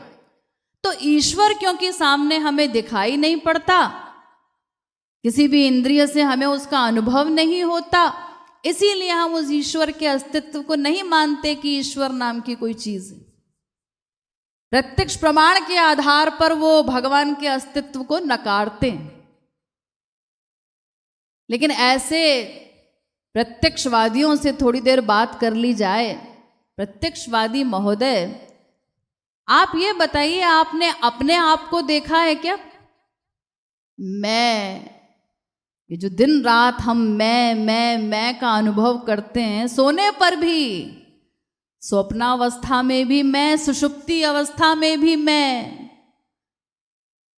इसीलिए उठने के बाद हम कहते हैं सुखमहमस्वाप्सम न किंचित दहम अवेदिशम, मैं बड़े सुख से सोया। ये जो मैं है, क्या इस मैं का साक्षात्कार तुमने किया है? मैं का प्रत्यक्ष किया है क्या? आत्मा को देखा है क्या? नहीं जी, आत्मा को कहाँ देखा है किसी ने। अरे बड़े बड़े महात्मा लोगों को साक्षात्कार होता है आत्मा का, साधारण जीव क्या करेगा? वो दिखाई नहीं पड़ती। तो अपने आप को तुम कैसे मानते हो? मैं को तुमने देखा नहीं, मैं का प्रत्यक्ष किया नहीं, फिर अपने आप को क्या मानते हो? अच्छा चलो मैं को छोड़ो, तुमने मन बुद्धि को देखा है क्या? नहीं, उसको भी किसने देखा है? ये जो तुम दिन रात मन बुद्धि का प्रयोग करते हो, मेरा मन कर रहा है मैं रसगुल्ला खाऊं, मेरी बुद्धि ये कहती है, मेरी बुद्धि में ये बात बैठती नहीं, ये किस मन बुद्धि की बात कर रहे हो? देखा है क्या कभी मन को, बुद्धि को? नहीं, वो भी नहीं देखा। अरे कोई कैसे देखेगा इनको भी? ये सूक्ष्म विषय हैं सब, मन बुद्धि। तो इसका भी प्रत्यक्ष नहीं किया तो इनको क्यों मानते हो? अच्छा और छोड़ो इनको भी, अपनी आंख का तुमने प्रत्यक्ष किया है क्या? जिस आंख से सारा संसार देखते हो, उस आंख को देखा है कभी? अपनी आंख अपने आप को कहाँ दिखाई पड़ती है? हम नहीं देख पाते अपनी आंख को। तो वो कहेगा अजी ठीक है, लेकिन हम शीशे में तो देखते हैं, शीशे में आंख को देखा है। अरे नहीं, शीशे में तो जिसको तुम देखते हो वो तो आंख का गोलक है केवल, इस गोलक से नहीं दिखाई पड़ता। देखने वाली तो चक्षुरेंद्रिय है, वो सूक्ष्म होती है, वो इस गोलक के अंदर रहती है चक्षुरेंद्रिय। उसका साक्षात्कार किया है, उसका प्रत्यक्ष किया है, उसको देख सकते हो नहीं। ये बड़े बड़े जो कान हैं हमारे, इनसे हम नहीं सुनते, ये तो कान के गोलक हैं, इसके अंदर एक कर्णेंद्रिय है, उससे सुनाई पड़ता है। तो अपनी इंद्रियों को ही हम नहीं देख पाते प्रत्यक्ष। अरे प्रत्यक्षवादी महोदय, तुम केवल अपने प्रत्यक्षवाद से प अक्षर को ही सिद्ध करके दिखा दो। इस प को तुम क्यों मानते हो? बड़े प्रत्यक्षवादी बनते हो ना, तो प्रत्यक्ष का पहला अक्षर क्या है? प। इस प का तुमने प्रत्यक्ष कैसे किया, इसको तुम क्यों मानते हो? कोई कैसे प्रत्यक्ष करेगा प का? ये तो उसने सुनकर के सीखा है बचपन से। प्रत्यक्ष क्या करेगा? भाषा की रचना उस प्रत्यक्षवादी ने नहीं की है, ये तो बचपन से किसी टीचर ने पढ़ाया, इसको प कहते हैं, इसको प बोलो, प की शक्ल ऐसी होती है। तो तुमने बिना प्रत्यक्ष के मान कैसे लिया कि ये प है? उस समय प्रश्न क्यों नहीं किया कि इसको प ही क्यों कहते हैं, प की शक्ल ऐसी ही क्यों होती है, क्या प्रमाण है, कैसे मान लें तुम्हारी बात सही है? जो जो टीचर ने पढ़ाया तुम पढ़ते चले गए, केवल पढ़कर सुनकर के ही तो तुमने माना है। तो यहां तुम शब्द प्रमाण को क्यों मान रहे हो? किसी की बात को सुनकर के तुमने विश्वास क्यों किया है? सुना ही तो है कि प्रत्यक्ष ऐसे लिखा जाता है, प में आधा र लगाओ, आधा त लिखो, फिर इसको य कहते हैं, य लिखो, क्ष लिखो, हो गया प्रत्यक्ष। तो यहां तो तुम शब्द प्रमाण को मान रहे हो। अरे प्रत्यक्षवाद से कोई भी काम, सारे काम कैसे हो सकते हैं? किसी मुकदमे की पैरवी कैसे करोगे? चलो ये बताओ। एक विरोधी वकील वो पूछता है तुम तो प्रत्यक्षवादी हो, तो प्रत्यक्षवाद से सिद्ध करो कि ये जो व्यक्ति कह रहा है ये मेरे बाप की प्रॉपर्टी है, इसको प्रत्यक्षवाद से सिद्ध करो। क्या प्रमाण है कि ये इसके बाप की ही प्रॉपर्टी थी? वो कहता है अरे ये पेपर्स हैं सामने, रजिस्ट्री लाके दिखा देगा और क्या करेगा। अरे ये तो शब्द प्रमाण है, इसमें प्रत्यक्ष क्या हुआ? इस शब्द प्रमाण को तुम कैसे मान रहे हो? अरे और तो और प्रत्यक्षवादी, तुम प्रत्यक्षवाद से अपने बाप को सिद्ध कर सकते हो क्या? तुम कहते हो अमुक व्यक्ति मेरा बाप है, या इन पेपर्स में जिसकी प्रॉपर्टी का मैं दावा करने आया हूं, इसमें जो नाम लिखा है वो मेरा बाप है, उसको तुम सिद्ध करो प्रत्यक्ष से। प्रत्यक्ष से कैसे सिद्ध करोगे? तुम कैसे कहते हो वो तुम्हारा बाप था? अरे मेरी माँ कहती है भाई, माँ ही तो कहती है, वो कहती ही तो है केवल, उसके शब्दों पर क्यों विश्वास कर रहे हो? या पड़ोसी ने कहा या रिश्तेदारों ने कहा, सब लोग कह रहे हैं कि मैं इनका बेटा हूं और लिखा भी है इन पेपर्स में, तो ये तो शब्द प्रमाण हुआ। प्रत्यक्ष से सिद्ध करो। तुम तो प्रत्यक्ष के बिना कोई बात मानते ही नहीं हो। अरे प्रत्यक्ष से मैं कैसे सिद्ध करूंगा? मैं तो उस समय उत्पन्न भी नहीं हुआ था जब मेरा बाप बाप बना होगा, कैसे सिद्ध करूंगा प्रत्यक्ष से? तो फिर अपने बाप को तुम बाप क्यों मानते हो? इसलिए तुम इनकी प्रॉपर्टी के अधिकारी नहीं हो, नहीं मिलेगी तुमको प्रॉपर्टी, क्योंकि तुम अपने बाप को ही सिद्ध नहीं कर पा रहे हो और उनकी प्रॉपर्टी का दावा करने चले हो। तो जो प्रत्यक्षवादी प्रत्यक्षवाद के द्वारा अपने बाप को ही सिद्ध नहीं कर सकता, वो ईश्वर के अस्तित्व को नकारने चला है प्रत्यक्षवाद के बेस पर। यानी ये तो ऐसा व्यक्ति है जिसके चारों स्क्रू ढीले हों। किसी का एक स्क्रू ढीला हो तो किसी तरह टाइट कर भी दिया जाए, जिसके चारों ढीले हों उसका क्या हाल होगा? अरे प्रत्यक्षवाद से दुनिया के सारे कार्य कैसे चल सकते हैं? प्रत्यक्षवाद से ईश्वर को नकारने का अधिकार तुमको तब है जब भगवान को बताने की जो साधन, भगवान को प्राप्त करने की, उनका प्रत्यक्ष करने की जो साधना बताई गई है वेदों में, उसको तुम कर लो, और उस साधना को करने के बाद भी ईश्वर का प्रत्यक्ष न हो, तब तुम्हें यह अधिकार है कहने का कि भगवान का प्रत्यक्ष नहीं हो सकता। प्रत्यक्ष प्रमाण का वास्तविक अर्थ यही है कि जिस साधन को करने से जिस तत्व का प्रत्यक्ष हो सकता हो, उसी साधन को करने पर जब किसी को उस वस्तु का प्रत्यक्ष न हो, वो दिखाई न दे, तब वो उस वस्तु को नकार सकता है। तब वो ये अधिकार रखता है कि कह सके कि ईश्वर नाम की कोई चीज नहीं। लेकिन साधना तो तुमने की नहीं प्रैक्टिकल, तो तुम कैसे मना कर रहे हो, कैसे इनकार कर रहे हो कि भगवान नहीं? अरे किसी देश को तुम कैसे मानते हो? ये तमाम कंट्रीज तुम मानते हो, अमेरिका है, कनाडा है, जापान है, ये सब कंट्रीज में विश्वास कैसे है तुमको? क्यों मानते हो कि ये देश हैं? तुम स्वयं गए हो क्या अमेरिका? कभी प्रत्यक्ष किया है उस देश का? नहीं, मैं गया तो नहीं हूं कभी। फिर क्यों मानते हो जी? वो मैंने तमाम बुक्स पढ़ी हैं, ज्योग्राफी की बुक में लिखा हुआ है, हिस्ट्री की बुक में लिखा हुआ है तमाम देशों के नाम, इसीलिए मानते हैं। और फिर हमारे तमाम रिश्तेदार, हमारे जानकार लोग भी गए हैं वहां पर, उन्होंने भी आकर वहां से बताया है कि ऐसा ऐसा देश है, वहां ये सामान मिलता है, ये चीजें हैं, इसीलिए हम मानते हैं। अच्छा, तो तुम हिस्ट्री ज्योग्राफी पे तो विश्वास करते हो, उन बुक्स पर जो स्कूल में पढ़ाई जाती हैं, और वेदों शास्त्रों पर विश्वास नहीं करते, क्यों? अरे स्कूल में पढ़ाई जाने वाली किताबों पर जब विश्वास है, तो भगवान के द्वारा प्रणीत वेदों पर, भगवान के द्वारा प्रकटित वेदों पर, महापुरुषों के द्वारा लिखे हुए ग्रंथों पर तुम्हें विश्वास क्यों नहीं है? किस बेस पर उन पर उंगली उठाते हो, उनको झूठ बोलते हो? और तुम्हारे जो रिश्तेदार आके बता रहे हैं, अमेरिका है, चाइना है, चाचा मामा ताऊ जो भी वहां गए हों, उनकी बात पर विश्वास कैसे कर लिया? क्या वो कभी झूठ नहीं बोलते? अरे बोलते तो हैं दिन में 1000 बार। तो दिन रात झूठ बोलने वाले लोगों की हर बात पर विश्वास है। और जो ग्रंथ महापुरुषों ने, भगवान ने प्रकट किए हैं हमारे कल्याण के लिए, उस पर विश्वास नहीं है। तो उन बुक्स को अगर आप उससे क्वेश्चन करें कि बुक्स को क्यों मानते हो, उन रिश्तेदारों की बात को क्यों मानते हो, हम तो नहीं मानते कि अमेरिका है तुम्हारा, तो वो क्या कहेगा?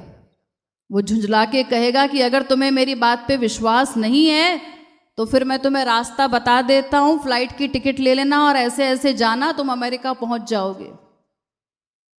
और जब उस रास्ते से जाकर के भी तुम्हें अमेरिका न मिले, तुम गंतव्य तक न पहुंचो, तब तुम हमारे सामने कहना कि अमेरिका नहीं है। मेरी बात तुम लोग क्यों नहीं मान रहे हो? वो अपनी बात को ऐसे सिद्ध करता है कि भाई अगर मेरी बात पर विश्वास नहीं है, मैं कह रहा हूं कि मेरे रिश्तेदार देख के आए इसीलिए मैं अमेरिका मानता हूं, ज्योग्राफी हिस्ट्री में पढ़ा है, तमाम न्यूज़ में सुना है, सब तरफ से सुना है, इसीलिए मानता हूं अमेरिका है। तो सुनकर के ही तो मानते हो। तो वो झुंझला के कहता है कि अगर आपको विश्वास नहीं है तो जाकर देख लो ना फ्लाइट से, जाने के बाद भी ना मिले अमेरिका, तब कहना कि अमेरिका नहीं है। हाँ, अब आए ना लाइन पर। अरे यही बात तो हम तुम्हें समझाने की कोशिश कर रहे हैं। हम भी तो यही कह रहे हैं कि तुम जब स्कूल में पढ़ाई जाने वाली बुक्स पर विश्वास करते हो तो ग्रंथों को क्यों नहीं मानते?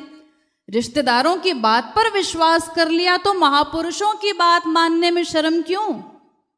और फिर भी अगर तुम्हें विश्वास नहीं है, तुम ग्रंथों को भी झूठ बता रहे हो, महापुरुषों की वाणी पर भी विश्वास नहीं है, तो जैसे अभी तुमने कहा कि फ्लाइट का टिकट लेकर वहां जाओ और तब देखो अमेरिका है कि नहीं है, तब तुम अमेरिका को असिद्ध कर सकते हो।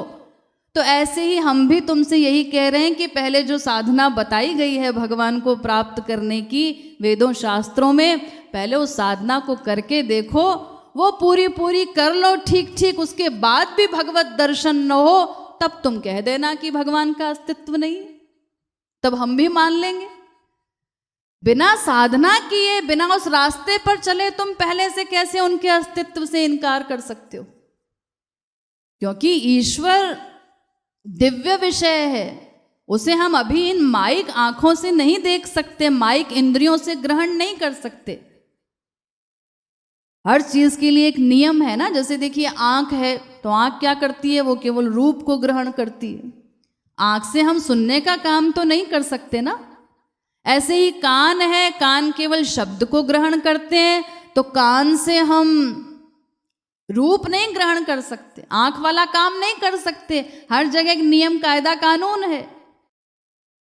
तो ऐसे ही ईश्वर का दर्शन, वो ईश्वर आध्यात्मिक विषय है, दिव्य सत्ता है, इसीलिए उसके दर्शन के लिए आध्यात्मिक साधना है। उस साधना को करके देख लो, उसके बाद भी जब प्रत्यक्ष न हो ईश्वर का, तब तुम उसके अस्तित्व पर आक्षेप कर सकते हो, इनकार कर सकते हो। उससे पहले तुम्हें कोई अधिकार नहीं है। और प्रत्यक्षवादी महोदय, तुम्हारे इस प्रत्यक्षवाद से तो संसार का कोई काम भी नहीं चल सकता। अरे सारे राष्ट्रों का संचालन प्रत्यक्षवाद के आधार पर हो सकता है क्या?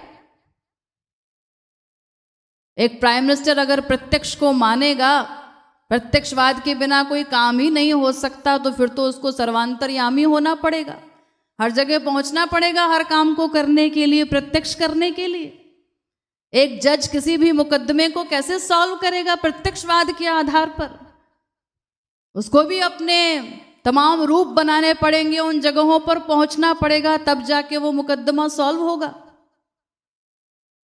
सारे राष्ट्रों का संचालन कैसे संभव है? अरे एक साइन पर दुनिया के सारे काम हो रहे हैं, वो प्रत्यक्षवाद के हिसाब से कैसे हो सकते हैं? अरे और तो और संसार में तमाम चीजें ऐसी हैं जिनका प्रत्यक्ष नहीं होता, फिर भी तुम दिन रात उनको मानते हो। तमाम चीजें, तमाम तत्व ऐसे हैं जिनको केवल खुर्दबीन से देखा जा सकता है, आंखों से वो चीज नहीं दिखाई पड़ती, लेकिन तुम विश्वास करते हो। अरे दिन में आसमान में तुम देखते हो, तारे दिखाई पड़ते हैं क्या? नहीं दिखाई पड़ते। तो क्या तुम उनके अस्तित्व को नकार देते हो कि तारे हैं ही नहीं, चंद्रमा है ही नहीं? नहीं, तुम कहते हो अरे नहीं, वो दिन में नहीं देखे जा सकते, रात में दिखाई पड़ते हैं। तो ऐसे ही ईश्वर इन इंद्रियों से नहीं देखा जा सकता, लेकिन उसकी जो आध्यात्मिक साधना बताई गई है, उस साधना के बाद ये इंद्रियां हमारी दिव्य हो जाती हैं। उन दिव्य इंद्रियों से ईश्वर का साक्षात्कार हो सकता है। तुम अपना दिन भर का काम कैसे करते हो? अरे इस प्रत्यक्ष के आधार पर तो तुम एक दिन जिंदा नहीं रह सकते अगर जिद करके बैठ जाओ। खाना कैसे खाते हो? खाना जब तुम्हारे सामने आता है, तो अगर कोई प्रत्यक्षवादी कहे कि नहीं भाई, वो मैंने सुना था कि दिल्ली में एक महिला ने अपने पति के खाने में जहर मिला दिया था, तो कहीं मेरी बीवी ने भी इसमें मिला तो नहीं दिया? तो पहले इस खाने का परीक्षण करना चाहिए। आजकल तमाम मिलावट चल रही है, जहरीली चीज़ें आ रही हैं, तो खाएं कि न खाएं, पहले उस खाने की इंक्वायरी करने बैठो, तो वो इंक्वायरी कराते कराते ही मर जाओगे, तुम खाना ही नसीब नहीं होगा। वायु का सेवन क्यों करते हो? अगर कोई प्रत्यक्षवादी अड़ जाए कि नहीं, ये जो वायु मैं ग्रहण कर रहा हूँ कहीं जहरीली तो नहीं है, कोई एटॉमिक गड़बड़ी तो नहीं है इसमें, तो पहले नाक बंद करके मैदान में जाऊं, पहले इस हवा का परीक्षण करवाऊं, तब मैं तो वायु का सेवन करूंगा, मैं तो प्रत्यक्षवादी हूं, तो वो जीवित भी नहीं रह सकता। अगर इस प्रकार की बातें वो करेगा तो लोग कहेंगे पहले अपना मेंटल इलाज कराओ जाके किसी मेंटल हॉस्पिटल में, और उसके बाद तुम कोई प्रत्यक्षवादी या अन्य कोई वादवादी बनना। तो संसार में सर्वत्र हम विश्वास कर रहे हैं लोगों की बात पर, ऐसे ही जिन चीजों का प्रत्यक्ष नहीं है उनको भी मान रहे हैं। केवल भगवान के विषय में हम ये प्रत्यक्ष लगा देते हैं कि भाई वो दिखाई नहीं पड़ता इसीलिए उसको नहीं मानेंगे। देखिए, जिस साधन से किसी की सिद्धि होती है, उसी साधन से उस तत्व की असिद्धि भी हो सकती। जैसे ये मेरे हाथ में रुमाल है, आपसे अगर पूछा जाए, मैं दिखा करके पूछूं ये क्या है, आप कहेंगे रुमाल है। अच्छा, कैसे दिखाई पड़ रहा है आपको ये रुमाल? आप कहेंगे आंख से दिखाई पड़ रहा है। और कैसे दिखाई पड़ रहा है? अच्छा ठीक है, अब आप आंख बंद कर लीजिए और आपकी आंख बंद करने पर मैं पूछूं कि अच्छा अब बताओ रुमाल है या नहीं है, तो आप क्या कहेंगे? आप कहेंगे अरे आंख तो आपने बंद करवा दी, अब कान से बताएं, नाक से बताएं क्या? अरे आंख से ही तो बताएंगे हम कि रुमाल है या नहीं है। यानी रुमाल है ये बात आपने आंख से बताई, आंख से देख करके, तो फिर रुमाल नहीं है ये बात भी आपको आंख से ही दिखाई पड़ेगी। आंख खुली है तभी आप बता पाएंगे हाथ में रुमाल है या नहीं है। तो जिस साधन से जिस तत्व की सिद्धि होती है, उसी साधन से उसकी असिद्धि भी होती है। तो ईश्वर नहीं है ये कहने का अधिकार हमको तब है जब उसके लिए जो साधन बताया गया है, आध्यात्मिक साधन, जो साधना बताई गई है, उस साधना से ईश्वर का साक्षात्कार होता है। तो ईश्वर नहीं है ये कहने का अधिकार आपको तभी है जब वो साधना करने पर भी ईश्वर दिखाई न दे। उससे पहले बिना साधना किए आप नहीं कह सकते कि वो दिखाई नहीं दे रहा है, तो हम उस पर विश्वास कैसे करेंगे? खैर, अब आगे चलिए। दूसरा प्रमाण है अनुमान प्रमाण। तो प्रत्यक्ष प्रमाण तो इतना छोटा प्रमाण है, संकुचित प्रमाण है कि संसार में ही वो फेल हो जाता है, संसार के काम ही उसके आधार पर नहीं हो सकते। दूसरा प्रमाण अनुमान प्रमाण है। तो कई शास्त्रों में इस अनुमान प्रमाण के आधार पर भगवान के अस्तित्व को सिद्ध किया गया है, सिद्ध करने का प्रयास किया गया है। क्योंकि वास्तव में ये अनुमान प्रमाण भी वहाँ ईश्वरीय जगत में काम नहीं आ सकता, लेकिन कुछ सीमा तक कुछ अनुमान देते हुए कुछ शास्त्रों ने अनुमान प्रमाण के आधार पर ईश्वर की सिद्धि की है। तो इसमें एक दर्शन है पातंजलि दर्शन, जिसको योग दर्शन भी कहते हैं। तो योग दर्शन कहता है देखो भाई, संसार में हम तमाम चीजें देखते हैं एक से एक बड़ी। एक चीज है, छोटी सी चीज हमने देखा राई है, फिर पता चला इससे बड़ी चीज भी है, बेर भी होता है। बेर को हमने देखा, उससे भी बड़ी कोई चीज है, बेल है। तो ऐसे एक से एक बड़ी चीजें हैं, उससे बड़ा पहाड़, उससे बड़ी पृथ्वी, उससे बड़ा आकाश। तो जो सबसे बड़ी चीज है, जो चरम सीमा है, जिससे बड़ा और कुछ न हो, उसका नाम भगवान है। वो ये तर्क देते हैं, अनुमान लगाते हैं कि संसार में एक से एक बड़ी चीजें मिल जाती हैं, एक से बड़े एक ज्ञानवान लोग मिल जाते हैं। तो जो सबसे अधिक ज्ञानवान हो, समस्त विषयों का ज्ञाता, सर्वज्ञ, वो भगवान है। जो ज्ञान की अंतिम सीमा हो। तो जितनी बड़ी चीजें हम संसार में देखते हैं, सबसे जो बड़ा हो, जिससे बड़ा और कोई न हो, ऐसी पर्सनैलिटी अवश्य है, उसका नाम है भगवान। दूसरा है वैशेषिक दर्शन। ये 6 दर्शन प्रसिद्ध हैं हमारे यहाँ, सांख्य, योग, न्याय, वैशेषिक, मीमांसा, वेदांत। तो इसमें से वैशेषिक दर्शन ने कहा, उसने अनुमान लगाया कि देखो ये जो हम संसार देखते हैं इतना बड़ा, तो इतने बड़े संसार का सृष्टा यानी संसार को बनाने वाला कोई न कोई अवश्य होगा, सर्वसमर्थ सर्वशक्तिमान भगवान। क्योंकि ये इतना बड़ा संसार अपने आप कैसे बन जाएगा? अरे एक छोटी से छोटी चीज भी अपने आप नहीं बनती। वो कहते हैं देखो 2 प्रकार के कार्य होते हैं, एक मनुष्यकृत और एक ईश्वरकृत। मनुष्यकृत कार्य क्या है? जो हम दिन भर करते हैं, जानते ही हैं मनुष्य क्या क्या कर सकता है, दिन भर क्या करता है। लेकिन जो कार्य मनुष्य करने में समर्थ नहीं है, मनुष्य नहीं कर सकता, जैसे सूर्य चंद्र इत्यादि का निर्माण,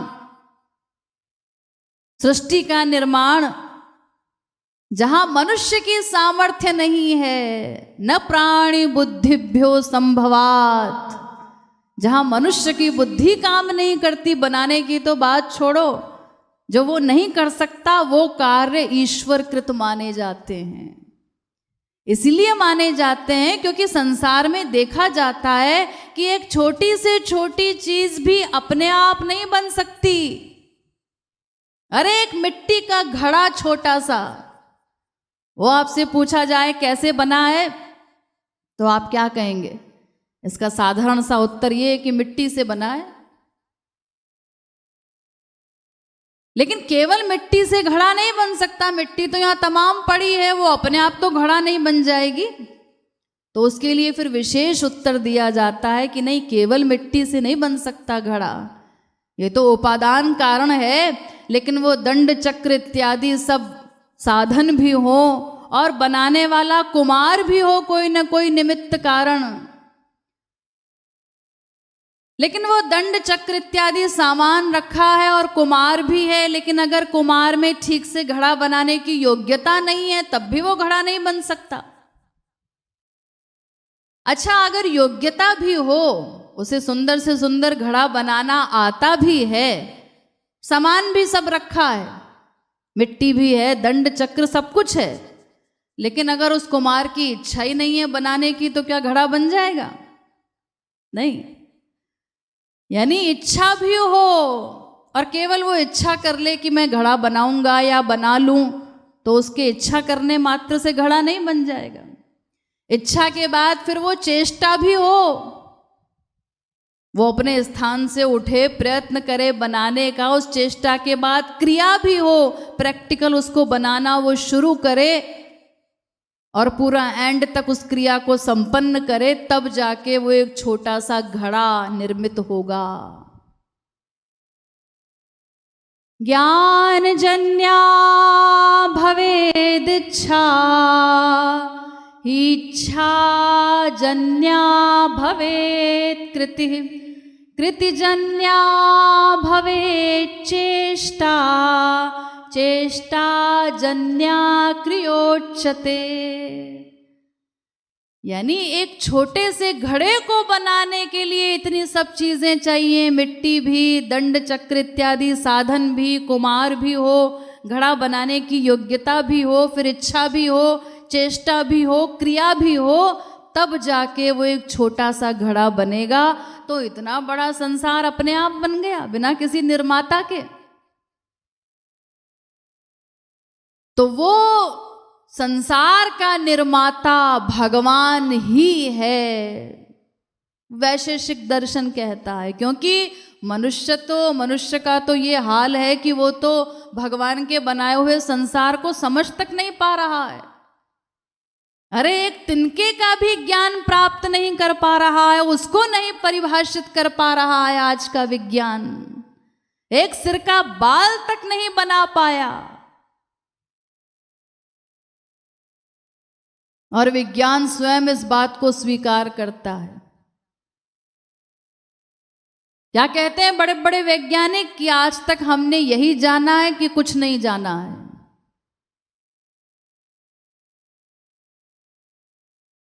क्योंकि एक के बाद एक दूसरे वैज्ञानिक आते हैं, पहले वाले वैज्ञानिक की बात को काट देते हैं और वो जो रहस्यमयी चीज है वो रहस्य ही बना रह जाता है।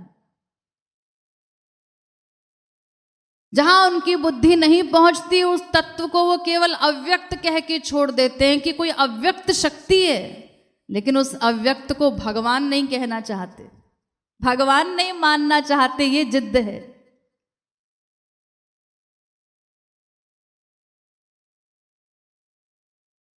जिस घास को खाकर गाय दूध बना देती है, उसी घास से किसी फैक्ट्री में दूध नहीं बना सकता कोई वैज्ञानिक। तो जहां बड़े बड़ों की बुद्धि फेल हो रही है, जो इस संसार को समझ तक नहीं पा रहे हैं, इसके कण को, वो संसार बनाएंगे क्या?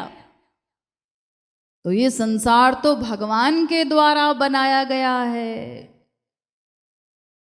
शंकराचार्य जी ने भी माना अनुमान प्रमाण को। उन्होंने भी केनोपनिषद के भाष्य में कहा, यदिदं जगदेव गंधर्व यक्ष रक्षः पितृपिशाचादि लक्षणम द्युवियत पृथिव्यादित्य चंद्र ग्रह नक्षत्र, ये जितनी चीजें हम देख रहे हैं संसार में, इसको बनाने वाला कोई शिल्पी जो सर्वसमर्थ हो, गृह प्रासाद रथ शयना सनादिवत।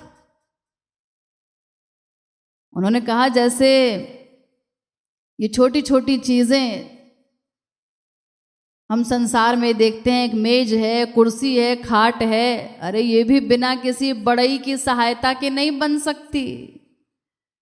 तो फिर ये जो बड़ी बड़ी चीजें हैं, चंद्र तारे इत्यादि हम देखते हैं, इन सब लोकों का निर्माण, सारे संसार का निर्माण करने वाला भगवान अवश्य है। और इतना सिस्टमैटिक है ये संसार की सारी चीजें नियम में बंधी हुई हैं। जिस समय पर सूर्योदय होना है नियम से, वो उसी प्रकार सूर्योदय होता है, टाइम से अस्त हो रहा है। सारे ग्रह एक दूसरे के आकर्षण में एक दूसरे के चक्कर लगा रहे हैं और कोई किसी से टकराता नहीं। तो ऐसा जो विधान है, सब कुछ नियम में चल रहा है। इतना बड़ा संसार जिसके तिनके का ज्ञान भी हम प्राप्त नहीं कर पा रहे हैं, उसका निर्माता, इन नियमों का नियंता, उसका निर्माण करने वाला और उसका प्रयोग करने वाला ईश्वर अवश्य है, जो सर्वसमर्थ है, सर्वशक्तिमान है, जिसने इतना बड़ा संसार बनाया है। इसके बाद न्याय दर्शन आया। न्याय दर्शन ने अपना तर्क दिया। वो कहता है देखो भाई, मैं और बढ़िया तर्क देता हूं। ये जो सृष्टि का निर्माण है, ये तो हो सकता है कि जैसे हम लोग सुनते हैं इतिहास में कि विश्वामित्र हुए थे इतने बड़े तपस्वी जिन्होंने नया स्वर्ग बना दिया, तो ऐसे ही हो सकता है बड़े बड़े लोग हमारे यहाँ हुए हैं, बड़ी बड़ी बुद्धि वाले, बड़ी बड़ी शक्ति वाले, तो किसी ऋषि मुनि ने संसार बना दिया हो, या एक ने नहीं तो 20, 30, 50 ऋषि मुनियों ने मिलके संसार बना दिया हो। लेकिन एक जो और बढ़िया बात है जिससे अनुमान लगाया जा सकता है भगवान का, तो उन्होंने तर्क दिया, ईश्वरः कारणम कर्मा फल्य दर्शनात्। वो कहते हैं कि कर्म फल को देख करके ईश्वर की सिद्धि होती है। कर्म फल, संसार में हम चारों ओर वैषम्य देखते हैं। इतना वैषम्य क्यों है? अरे सभी जीव भगवान के पुत्र हैं, वेद कहता है अमृतस्य वै पुत्राः। लेकिन फिर भी इतना वैषम्य है, अलग अलग योनियों में जीव हैं, अलग अलग सबके संस्कार, अलग अलग उनको फल प्राप्त हो रहा है। कोई स्वेदज है, कोई अंडज है, कोई उद्भिज है, कोई जरायुज है, कोई भूचर है, कोई जलचर है, कोई खेचर है। ये अनेक प्रकार की योनियों में है जीव। और फिर मनुष्य में ही देख लीजिए, मुंडे मुंडे मतिर्भिन्ना तुंडे तुंडे सरस्वती। अलग अलग प्रकार के मनुष्य, अलग अलग उनके संस्कार, अलग अलग रुचियां, अलग अलग उनके साथ परिस्थितियां। एक व्यक्ति है, वो एक ब्याह करता है, दूसरा ब्याह करता है, 4 ब्याह करने के बाद भी बेटा नहीं मिला, संतान के लिए परेशान है। और एक व्यक्ति ऐसा है कि उसकी इतनी फौज इकट्ठा हो गई कि वो अब खाना खिलाने के लिए परेशान है कि इनको खिलाऊं कैसे। एक व्यक्ति अंगूठा छाप है फिर भी वो अरबपति है, और एक पढ़ा लिखा पूरे जीवन मेहनत करके मर जाता है लेकिन करोड़पति भी नहीं बन पाता। तो ये सब वैषम्य क्यों है? इसका मतलब सभी को अपने अपने कर्मों का फल प्राप्त हो रहा है, ये प्रत्यक्ष दिखाई पड़ रहा है कर्म फल। तो ये कर्मों का फल कैसे प्राप्त हो रहा है? क्योंकि कर्म जो हम करते हैं वो कर्म तो जड़ हैं, तो वो जड़ कर्म अपने आप तो फल नहीं बन जाएंगे। हमारे कर्म जो हम करते हैं वो सब जड़ हैं, जो इस जन्म में कर रहे हैं, जो पूर्व जन्मों में किए हैं, तो वो सब कर्म जड़ हैं। तो फिर ये फल हमें कैसे मिल रहा है? कर्म जड़ होने के कारण अपने आप फल नहीं बन सकते,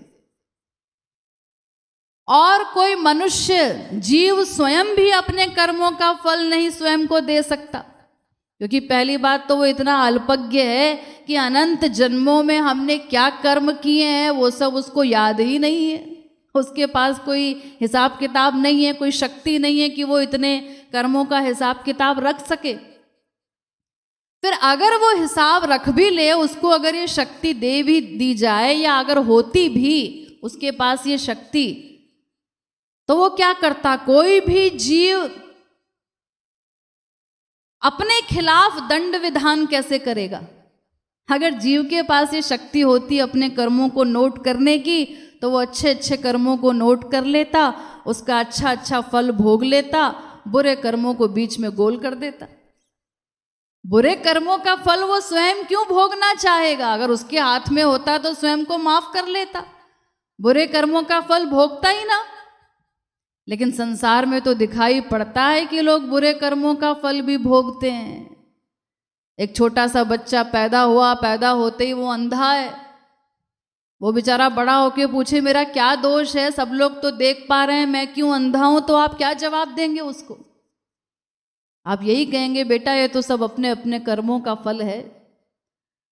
यानी कर्म हमें फल रूप में प्राप्त होते हैं, जो हमने किया है अच्छा बुरा उसका फल मिलता है, और बुरे कर्मों का भी फल मिल रहा है संसार में, ये भी हम देखते हैं। तो इसका मतलब कर्म फल प्रदान करने वाला वो ईश्वर है, क्योंकि कर्म जड़ होने के कारण स्वयं फल नहीं बन सकते, और मनुष्य के हाथ में अगर होता तो सारा हिसाब किताब हमारे पास होता अपने कर्मों का, और बुरे कर्मों को हम माइनस कर देते, उसका फल भोगते न दिखाई देते, क्योंकि कोई भी अपने खिलाफ दंड विधान नहीं कर सकता। तो ऐसा कोई ईश्वर है जो सर्वसमर्थ है, जो अनंतानंत जीवों के अनंतानंत जन्मों के प्रत्येक क्षण के कर्मों को नोट करता है, उसका हिसाब रखता है और सही समय पर उसका फल प्रदान करता है। ऐसा वो सर्वसमर्थ ईश्वर अवश्य है। और किसी दर्शन ने कहा कि भाई देखो ये जो संसार है ये कैसे टिका हुआ है, इसको धारण करने वाला कोई न कोई धारक अवश्य होगा, क्योंकि बिना उसके धारण किए ये संसार टिका नहीं रह सकता। किसी भी चीज को टिके रहने के लिए, स्थिर रहने के लिए एक आधार की आवश्यकता होती है। जैसे एक पक्षी है, वो एक रोटी का टुकड़ा चोंच में लेके आकाश में उड़ रहा है, तो रोटी का टुकड़ा आकाश में कैसे स्थिर है? क्योंकि वो उसकी चोंच का आधार मिल गया, वो उसमें टिकी हुई है। लेकिन अगर वो चोंच से टुकड़ा छोड़ दे तो फिर वो आकाश में नहीं रह सकता, वो टुकड़ा नीचे गिर जाएगा। तो ऐसे ही इतने बड़े संसार को धारण करने वाला कोई ईश्वर अवश्य होगा। आप लोग सुनते हैं ना, नीचे पानी ही पानी है पृथ्वी के, कैसे टिकी हुई है इतनी बड़ी पृथ्वी, इतने बड़े ग्रह एक के बाद एक बड़े। तो ये सारा संसार जो स्थिर है, टिका हुआ है, तो इसको धारण करने वाला, इसका कोई न कोई धारक अवश्य है, वो भगवान है। तो ये अनुमान प्रमाण की बात हुई। कई दर्शनों ने अपने अपने हिसाब से अनुमान लगाते हुए, अनुमान का मतलब होता है एक चीज को देख करके दूसरी चीज का आइडिया लगा लेना, ये अनुमान प्रमाण है। इसके लिए जैसे पर्वतो वह्निमान धूमवत्वात्, जैसे किसी पर्वत पर धुआं उठता दिखाई दे रहा है हमें दूर से, तो हम क्या कहते हैं, उस धुएं को देखकर हम अनुमान लगा लेते हैं कि पर्वत के पीछे आग अवश्य है। क्यों? आपसे कोई कहे अरे आग दिखाई तो नहीं पड़ रही है, आप कैसे कह रहे हैं कि पहाड़ के पीछे आग है? अरे नहीं नहीं, हम चैलेंज के साथ कह सकते हैं वहां आग अवश्य लगी है। क्यों? तो तर्क दिया जाता है यत्र यत्र धूमस तत्र तत्र अग्निः। अरे धुआं वहीं होता है जहां आग होती है, जहां जहां धुआं है वहां वहां आग अवश्य है, क्योंकि बिना आग के धुआं उत्पन्न ही नहीं हो सकता। तो हमने देखा है आग में से धुआं उठता है, तो इसीलिए जब पर्वत के पीछे हमको धुआं दिखाई दे रहा है तो हमने वहां आग होने का अनुमान लगा लिया, आइडिया लगा लिया, और इसी आइडिया से सारे संसार में काम चलते हैं। कोई व्यक्ति दौड़ा दौड़ा घबराया हुआ आ रहा है, पसीना पसीना हो रहा है, तो उसको देख के हम भी सीरियस हो जाते हैं। क्यों भाई, क्या हो गया, इतने परेशान क्यों? क्योंकि हम समझ जाते हैं कि वो किसी मुसीबत में है। और अगर कोई मुस्कुराता हुआ आराम से चला आ रहा है तो हम भी अपना लाइट मूड में मुस्कुराते हुए हाय हेलो करते हैं कि हाँ कोई सीरियस बात नहीं है। तो संसार में सभी जगह इस अनुमान प्रमाण का प्रयोग हम करते हैं, ऐसे ही व्यवहार चलता है, एक चीज को देखकर दूसरी चीज का आइडिया लगा लेते हैं। तो इसी प्रकार से इन तमाम दर्शनों में ईश्वर को सिद्ध किया गया है कि भाई संसार को देख करके इसका कोई धारक अवश्य होगा, इसका कोई निर्माता अवश्य होगा। इस प्रकार से उन्होंने अनुमान प्रमाण के आधार पर ईश्वर को सिद्ध किया है। अब इसके आगे है वेदांत दर्शन। वेदांत ने शब्द प्रमाण के आधार पर भगवान को सिद्ध किया है। वो शब्द प्रमाण को मानता है, प्रत्यक्ष और अनुमान प्रमाण को नहीं मानता। वो कहता है कि अरे भाई ये प्रत्यक्ष और जो अनुमान प्रमाण है, तुम कई इन प्रमाणों के आधार पर, कहीं तर्कों के आधार पर भगवान को सिद्ध करना चाहते हो, लेकिन भगवान तर्क इत्यादि का विषय ही नहीं है, वो प्रत्यक्ष और अनुमान का भी विषय नहीं है। तो जहां प्रत्यक्ष और अनुमान काम ना आए तो वहां पर फिर शब्द प्रमाण मान लेना चाहिए, ये तर्क शास्त्र कहता है। प्रत्यक्षेणानुमित्या वा यस्तु पायो न बुध्यते यत्तं विन्दति वेदेन तस्मात् वेदस्य वेदता। जहाँ प्रत्यक्ष और अनुमान प्रमाण काम नहीं करता, काम नहीं आता, वहां पर शब्द प्रमाण को मानना चाहिए। प्रत्यक्ष अनुमान गोविंद राधे दोनों ही प्रमाण गति जग में बता दे। राधा गोविंद गीत। श्री महाराज जी कहते हैं अरे प्रत्यक्ष और अनुमान की गति तो केवल संसार तक है, ये तो सीमित प्रमाण है, संसार में प्रयोग आते हैं। भगवान के लिए ये प्रमाण काम नहीं आएगा, वहां तो शब्द प्रमाण ही काम आएगा। ईश्वरीय क्षेत्र में तो गोविंद राधे शब्द प्रमाण ही प्रमाण बता दे। शब्द प्रमाण है क्या?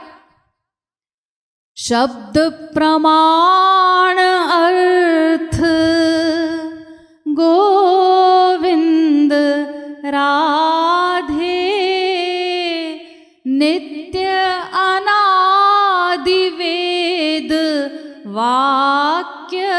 बता दे। राधा गोविंद गीत। श्री महाराज जी कहते हैं कि जो नित्य अनादि है वेद, वो वेद ही शब्द प्रमाण है। तो भगवान के विषय में प्रत्यक्ष प्रमाण काम नहीं आएगा। ये तो मैंने अभी इतने डिटेल में आपको बताया कि वो तो इतना सीमित, इतना संकुचित, इतना छोटा प्रमाण है।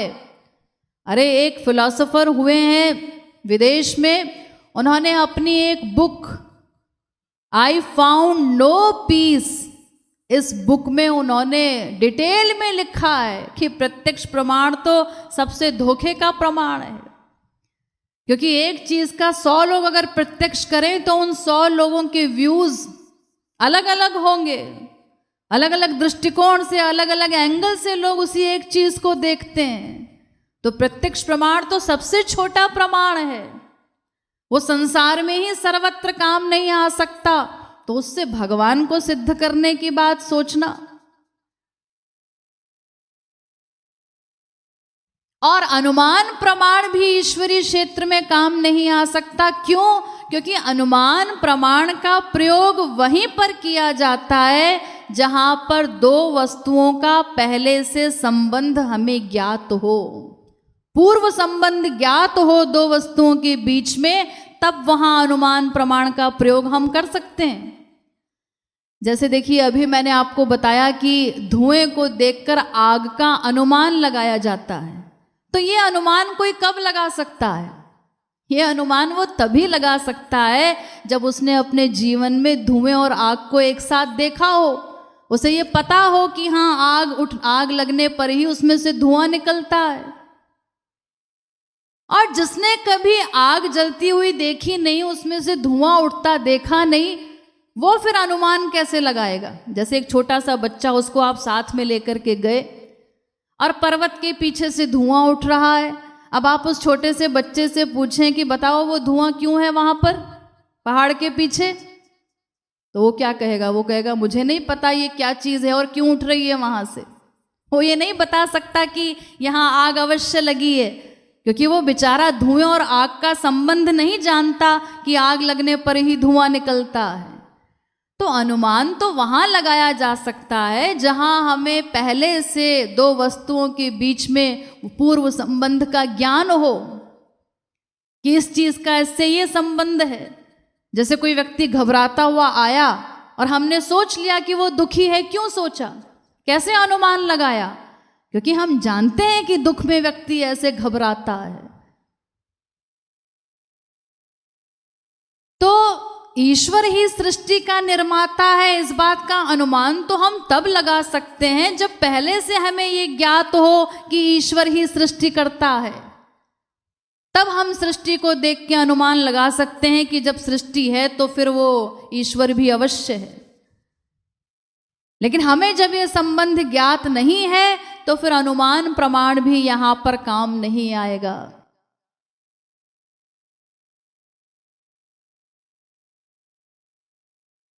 इसीलिए शब्द प्रमाण को वेदांत ने माना कि बस वेद में लिखा है ईश्वर है, इसीलिए उसको मान लेना चाहिए आंख मूंद कर। वेद अथॉरिटी है, वेदों को अथॉरिटी मानता है वेदांत। और ईश्वर नहीं है ये तुम तब कहो जब वेद में जो साधना बताई गई है, क्योंकि वेद सिद्ध कर रहा है भगवान को, तो वो भगवान को पाने की साधना भी बता रहा है। वो वेद के द्वारा बताया हुआ साधन तुम कर लो, उस साधन को करने के बाद भी ईश्वर का दर्शन न हो, तब तुम उसके अस्तित्व पर उंगली उठा सकते हो, उसको नकार सकते हो। उससे पहले तुम्हें कहने का कोई अधिकार नहीं। शब्द प्रमाण को मानना पड़ेगा। अरे किसी भी साधना से पूर्व शब्द को तो मानना ही पड़ता है, वरना ये बड़े बड़े वैज्ञानिक ये क्यों बड़ी बड़ी साधना करते हैं? अगर शब्द प्रमाण नहीं मानना है तो बस जितना प्रत्यक्ष अनुभव में आ रहा है उतना मान करके बैठ जाएं चुपचाप। नहीं, वो भी पहले शब्द प्रमाण को मानते हैं, उस पर विश्वास करते हैं जो पहले तक की रिसर्च हो चुकी है, और उस रिसर्च के आधार पर आगे बढ़ते हैं। वरना अगर वो शब्द प्रमाण को न माने, पहले से की हुई जो रिसर्चेस हैं उनको न माने, तो फिर वो बार बार हर वैज्ञानिक जीरो से स्टार्ट करेगा तो कहां तक पहुंचेंगे, वो कुछ भी आगे नहीं बढ़ पाएंगे। तो वैज्ञानिक भी कहते हैं कि साधना से पूर्व शब्द को मानना आवश्यक है। जब तक शब्द प्रमाण नहीं मानेंगे तो साधना के लिए आगे ही कैसे बढ़ेंगे। तो ऐसे ही वेद के द्वारा जो साधन बताया गया है वो करना होगा। करने के बाद किसी को ईश्वर न दिखे तब वो ऑब्जेक्शन कर सकता है, तब वो कह सकता है कि ईश्वर नहीं है। उससे पहले किसी को कोई अधिकार नहीं है ये कहने का। और अगर वो व्यक्ति दुराग्रह करता है कि क्यों जी, केवल वेद में लिखे होने से कैसे मान लें हम ये बात, केवल शास्त्रों में लिखा है ईश्वर है, अरे उनमें तो जगह जगह पर लिखा है। वेद तो सिद्ध कर रहा है कि भगवान ही सृष्टि करता है। यतो वा इमानि भूतानि जायन्ते येन जातानि जीवन्ति यत् पर्यन्त्यभिसंविशन्ति तद् विजिज्ञासस्व तद् ब्रह्म। वेद तो कह ही रहा है कि भगवान सृष्टि करता है, जिससे ये जगत उत्पन्न हुआ है, जिसमें ये जगत स्थित है, और महाप्रलय में जिसके अंदर लीन हो जाएगा वो भगवान है। रामायण में भी आप लोग पढ़ते हैं, अखिल विश्व यह मोर उपाया सब पर मोरी बराबर दाया। ये सारा जगत मैंने प्रकट किया है। मयाध्यक्षेण प्रकृति सूयते सचराचरम हेतुनानेन कौन्तेय जगत विपरिवर्तते। गीता भी यही कहती है। तो हमारे ग्रंथ तो कह ही रहे हैं कि भगवान सृष्टि करता है, लेकिन अगर आप ये कहते हैं कि इन ग्रंथों की बात को कैसे माने, तो फिर संसार में भी आप शब्द प्रमाण को मत मानिए। वेद शास्त्र की बात आप नहीं मानते, केवल लिखा होने से आप नहीं मानेंगे, ये बात आप तब कहिए जब आप संसार में भी किसी की बात पर विश्वास न करें, शब्द प्रमाण को न माने। अरे डेली न्यूज़पेपर पढ़ते हैं आप? हाँ जी पढ़ते हैं। तो उस न्यूज़ पर विश्वास करते हैं कि नहीं? तुरंत कर लेते हैं। जो पेपर में लिखा आया है उसको 100% सत्य मान के विश्वास कर लेते हैं। अमुक नेता मर गया, पेपर में पढ़ा, विश्वास कर लिया। टीवी पर न्यूज़ सुनी, तुरंत सुनते ही विश्वास कर लिया। क्यों विश्वास किया? क्या कभी गड़बड़ होती नहीं है किसी न्यूज़ में? अरे तमाम न्यूज़ गलत होती है। शाम को पता चलता है कि वो नेताजी मरे नहीं, जिंदा हैं अभी। वो गलत न्यूज़ थी, कंफ्यूजन हो गया था डॉक्टर्स को।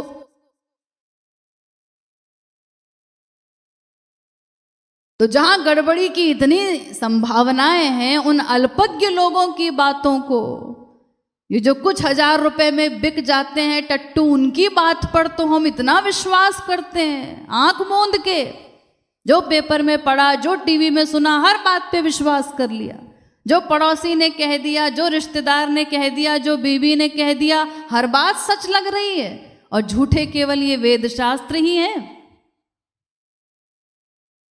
वो वेद शास्त्र, अरे वो ग्रंथ गीता, जिसके विषय में इंग्लैंड के एक फिलोसोफर ने गीता पढ़ी, तो उसने गीता पढ़ कर के वो इतना प्रभावित हुआ, उसने कहा इंडिया के एक बेपढ़े लिखे गाय के चरवाहे ने, श्री कृष्ण के विषय में उसने सुन रखा था कि वो गैया चराते थे, उछल कूद करते थे, नौटी थे, ऐसे थे वैसे थे।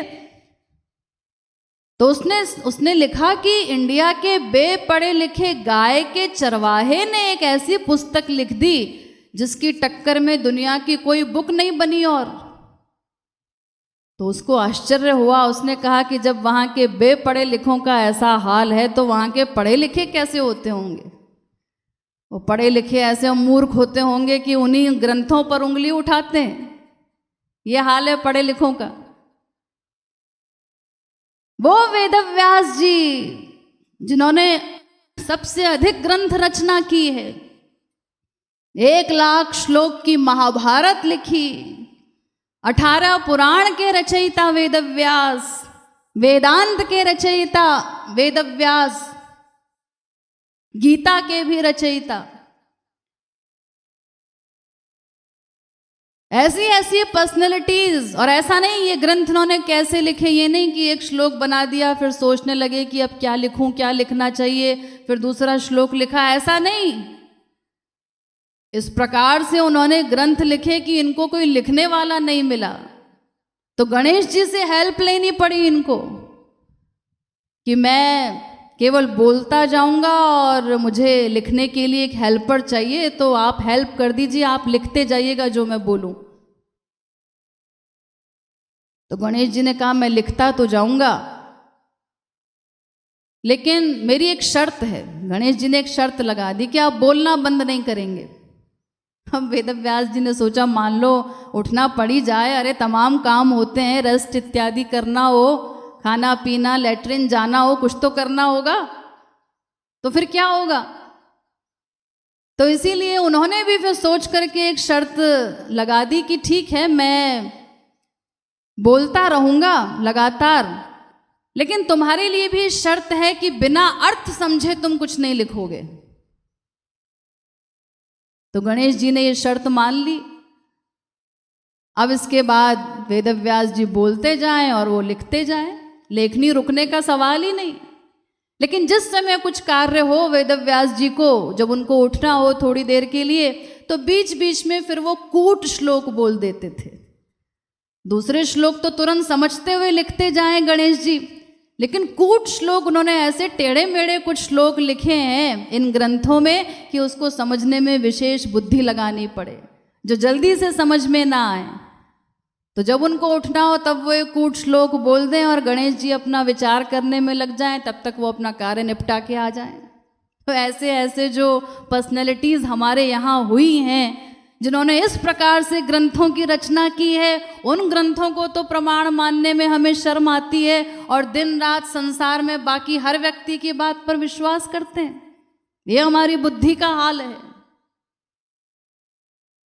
तो वेदांत ने शब्द प्रमाण को माना कि वेद में लिखा है और वेद के आधार पर ही अन्य समस्त महापुरुषों द्वारा प्रणीत ग्रंथ हैं। तो जो बात वेद में है वही रामायण में है। तो उन्होंने कहा वेद में लिखा है इसीलिए मान लेना चाहिए कि भगवान है। अरे भगवान तो विश्वास का विषय है।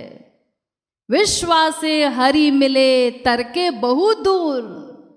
विश्वास से अनंतानंत जीवों ने उनको पाया है और तर्क से तो वो और दूर हो जाते हैं, क्योंकि वो तर्क का विषय ही नहीं है।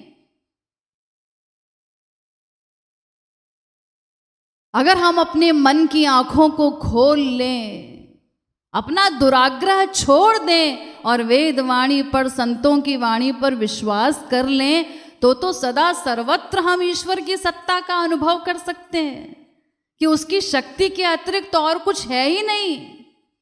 संसार में हर जगह उसकी शक्ति ही कार्य कर रही है। उसको आप हर वस्तु में, हर जगह देख सकते हैं, अनुभव कर सकते हैं। रामकृष्ण परमहंस जब बंगाल में थे तो उनके पास एक बहुत बड़े तार्किक गए, केशव चंद्र। वो उस जमाने के सबसे बड़े तार्किक थे, बहुत बड़ी तीव्र बुद्धि वाले। तो तर्क करने के लिए पहुंचे रामकृष्ण परमहंस के पास। रामकृष्ण परमहंस बेपढ़े लिखे थे, लेकिन उनके पास लाखों लोग जाया करते थे, भीड़ लगी रहती थी। उन्होंने साक्षात्कार किया था भगवान का, महापुरुष थे। तो केशव चंद्र को बुरा लगा कि मैं इतना बड़ा तार्किक हूं, मेरे पास इतने लोग नहीं आते, इनके पास क्यों जाते हैं, ऐसा क्या है इनके पास। तो उनको एक लेटर लिख करके भेजा कि आपके साथ तर्क करना चाहता हूं। तो उन्होंने अपने शिष्यों से कहा, रामकृष्ण परमहंस ने, ठीक है बुलाओ उसको। वो जब पहुंचे तो रामकृष्ण परमहंस ने कहा, आओ आओ केशव, मैं तो बहुत दिन से तुम्हारी प्रतीक्षा कर रहा था, बड़ी प्रशंसा सुनी है तुम्हारे तर्कों की, तुम शुरू करो तर्क अपने। तो केशव चंद्र ने कहा कि भगवान कुछ नहीं होता, मैं भगवान को नहीं मानता, भगवान नाम की चीज है ही नहीं। रामकृष्ण परमहंस ने कहा कि कितनी सुंदर बात कही तुमने, वाह वाह करते हुए गले से लगा लिया।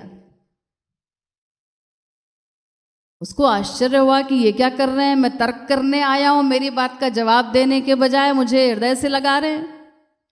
फिर आगे जोरदार अपने शब्दों में कहा कि आप कहते हैं कि संसार भगवान ने बनाया है, मैं पूछता हूं भगवान को किसने बनाया। फिर रामकृष्ण परमहंस ने कहा, अरे तुमने तो कमाल कर दिया, कितनी सुंदर बातें करते हो तुम, फिर हृदय से लगा लिया। वो बार बार जो भी तर्क करें, जितना कुतर्क करें, ईश्वर की सत्ता को नकारें, तो हर बार रामकृष्ण परमहंस उनको गले से लगा लेते थे। तो अंत में केशव चंद्र ने पूछा, कैसे व्यक्ति हैं आप, मैं इतनी बहस कर रहा हूँ, इतना खंडन कर रहा हूँ, आप ईश्वर को मानने वाले हैं, और आप क्रोध करने के बजाय या मुझसे तर्क करने के बजाय मुझे गले से लगा लेते हैं, मेरी किसी बात का जवाब क्यों नहीं देते आप। तो रामकृष्ण परमहंस ने कहा, इतनी देर से जवाब ही तो दे रहा हूँ, तुम समझ ही नहीं पा रहे हो। अरे तुम्हारी ये जो बुद्धि है ईश्वर का खंडन करने वाली, मैं तो इसी बुद्धि को देखकर विभोर हो रहा हूं कि इस बुद्धि को किसने बनाया। जिस बुद्धि से तुम तर्क करने आए हो वो भी ईश्वर ने बनाई है। अरे मुझे तो सर्वत्र उसकी सत्ता के प्रमाण मिलते हैं। मैं तो जब एक फूल को देखता हूं तो उसकी सत्ता का आभास होता है, क्योंकि किसी फैक्ट्री में फूल नहीं बनते। और उनके सारे तर्क फीके पड़ गए। केशव चंद्र अंत में उनके शरणागत हो गए। तो ईश्वर की सत्ता तो हम हर जगह अनुभव कर सकते हैं, दुराग्रह के कारण नहीं मानते वो अलग बात है। अगर वेद वाणी पर, संत वाणी पर विश्वास कर लें, और जिसको अपने कल्याण की चिंता हो उसको करना पड़ेगा विश्वास। और अगर नहीं है अपनी चिंता, अभी 84 लाख में घूमते घूमते पेट नहीं भरा, अभी नरकादी यातनाएं भोगने का शौक है, तो आपकी मर्जी मत मानिए। अरे सबके अपने अपने शौक होते हैं ना। एक बार एक मौलवी के पास एक शराबी पहुंचा और उसने कहा, मौलवी साहब एक बात बताइए। हाँ हाँ पूछो, क्या पूछना चाहते हो। आप ये बताइए कि अधिक भीड़ कहाँ पर होती है, दोजक में या बहिश्त में। दोजक मतलब नरक और बहिश्त यानी स्वर्ग। तो उसने पूछा अधिक भीड़ कहाँ होती है। तो मौलवी साहब ने कहा, यह भी कोई पूछने की बात है। अरे अधिक भीड़ तो दोजक में ही होती है, क्योंकि नरक का काम करने वाले ही लोग ज़्यादा हैं। तो बहिश्त में तो अपना थोड़ी सी पुण्यात्माएं पहुंचती हैं, वो नमाज पढ़ती रहती हैं, दोजक में ज़्यादा लोग आते हैं। तो शराबी कहता है, फिर अपन तो दोजक में जाने वाला ही काम करेंगे, क्योंकि वहाँ तो बढ़िया चहल पहल होगी, एंजॉयमेंट होगा। बहिश्त में तो जाके बोर हो जाएंगे, थोड़े से लोग वहाँ पर नमाज पढ़ते होंगे, वहाँ कोई एंजॉयमेंट तो होगा नहीं। और दोजक में बढ़िया झांकी देखने को मिलेगी, बढ़िया कंपटीशन रहेगा। हाँ तुझे तो तेल के कढ़ाई में भी तला जा रहा है, और सांपों से भी कटवाया जा रहा है, और बिच्छू भी काट रहे हैं, और मुझे तो केवल कोड़े ही पड़ रहे हैं। ये बढ़िया झांकी तो वहाँ देखने को मिलेगी ना। तो ऐसी कंपटीशन वाली झांकी, नरक की झांकी संसार में हमको मिलती है, भगवत धाम में कहाँ देखने को मिलेगी। तो जिसको यही आनंद आ रहा है, ऐसा एंजॉयमेंट अभी और करना चाहता है, तो वो करे, ईश्वर को न माने, सबकी अपनी अपनी इच्छा है। बाकी जिसको अपने कल्याण की चिंता हो उसको वेदवाणी संतवाणी पर विश्वास करके ईश्वर को मानना होगा और उनके द्वारा बताई हुई साधना करनी होगी। तो एक दिन उस साधना के आधार पर अंतःकरण शुद्ध करते हुए वो भगवान का साक्षात्कार अवश्य कर लेगा।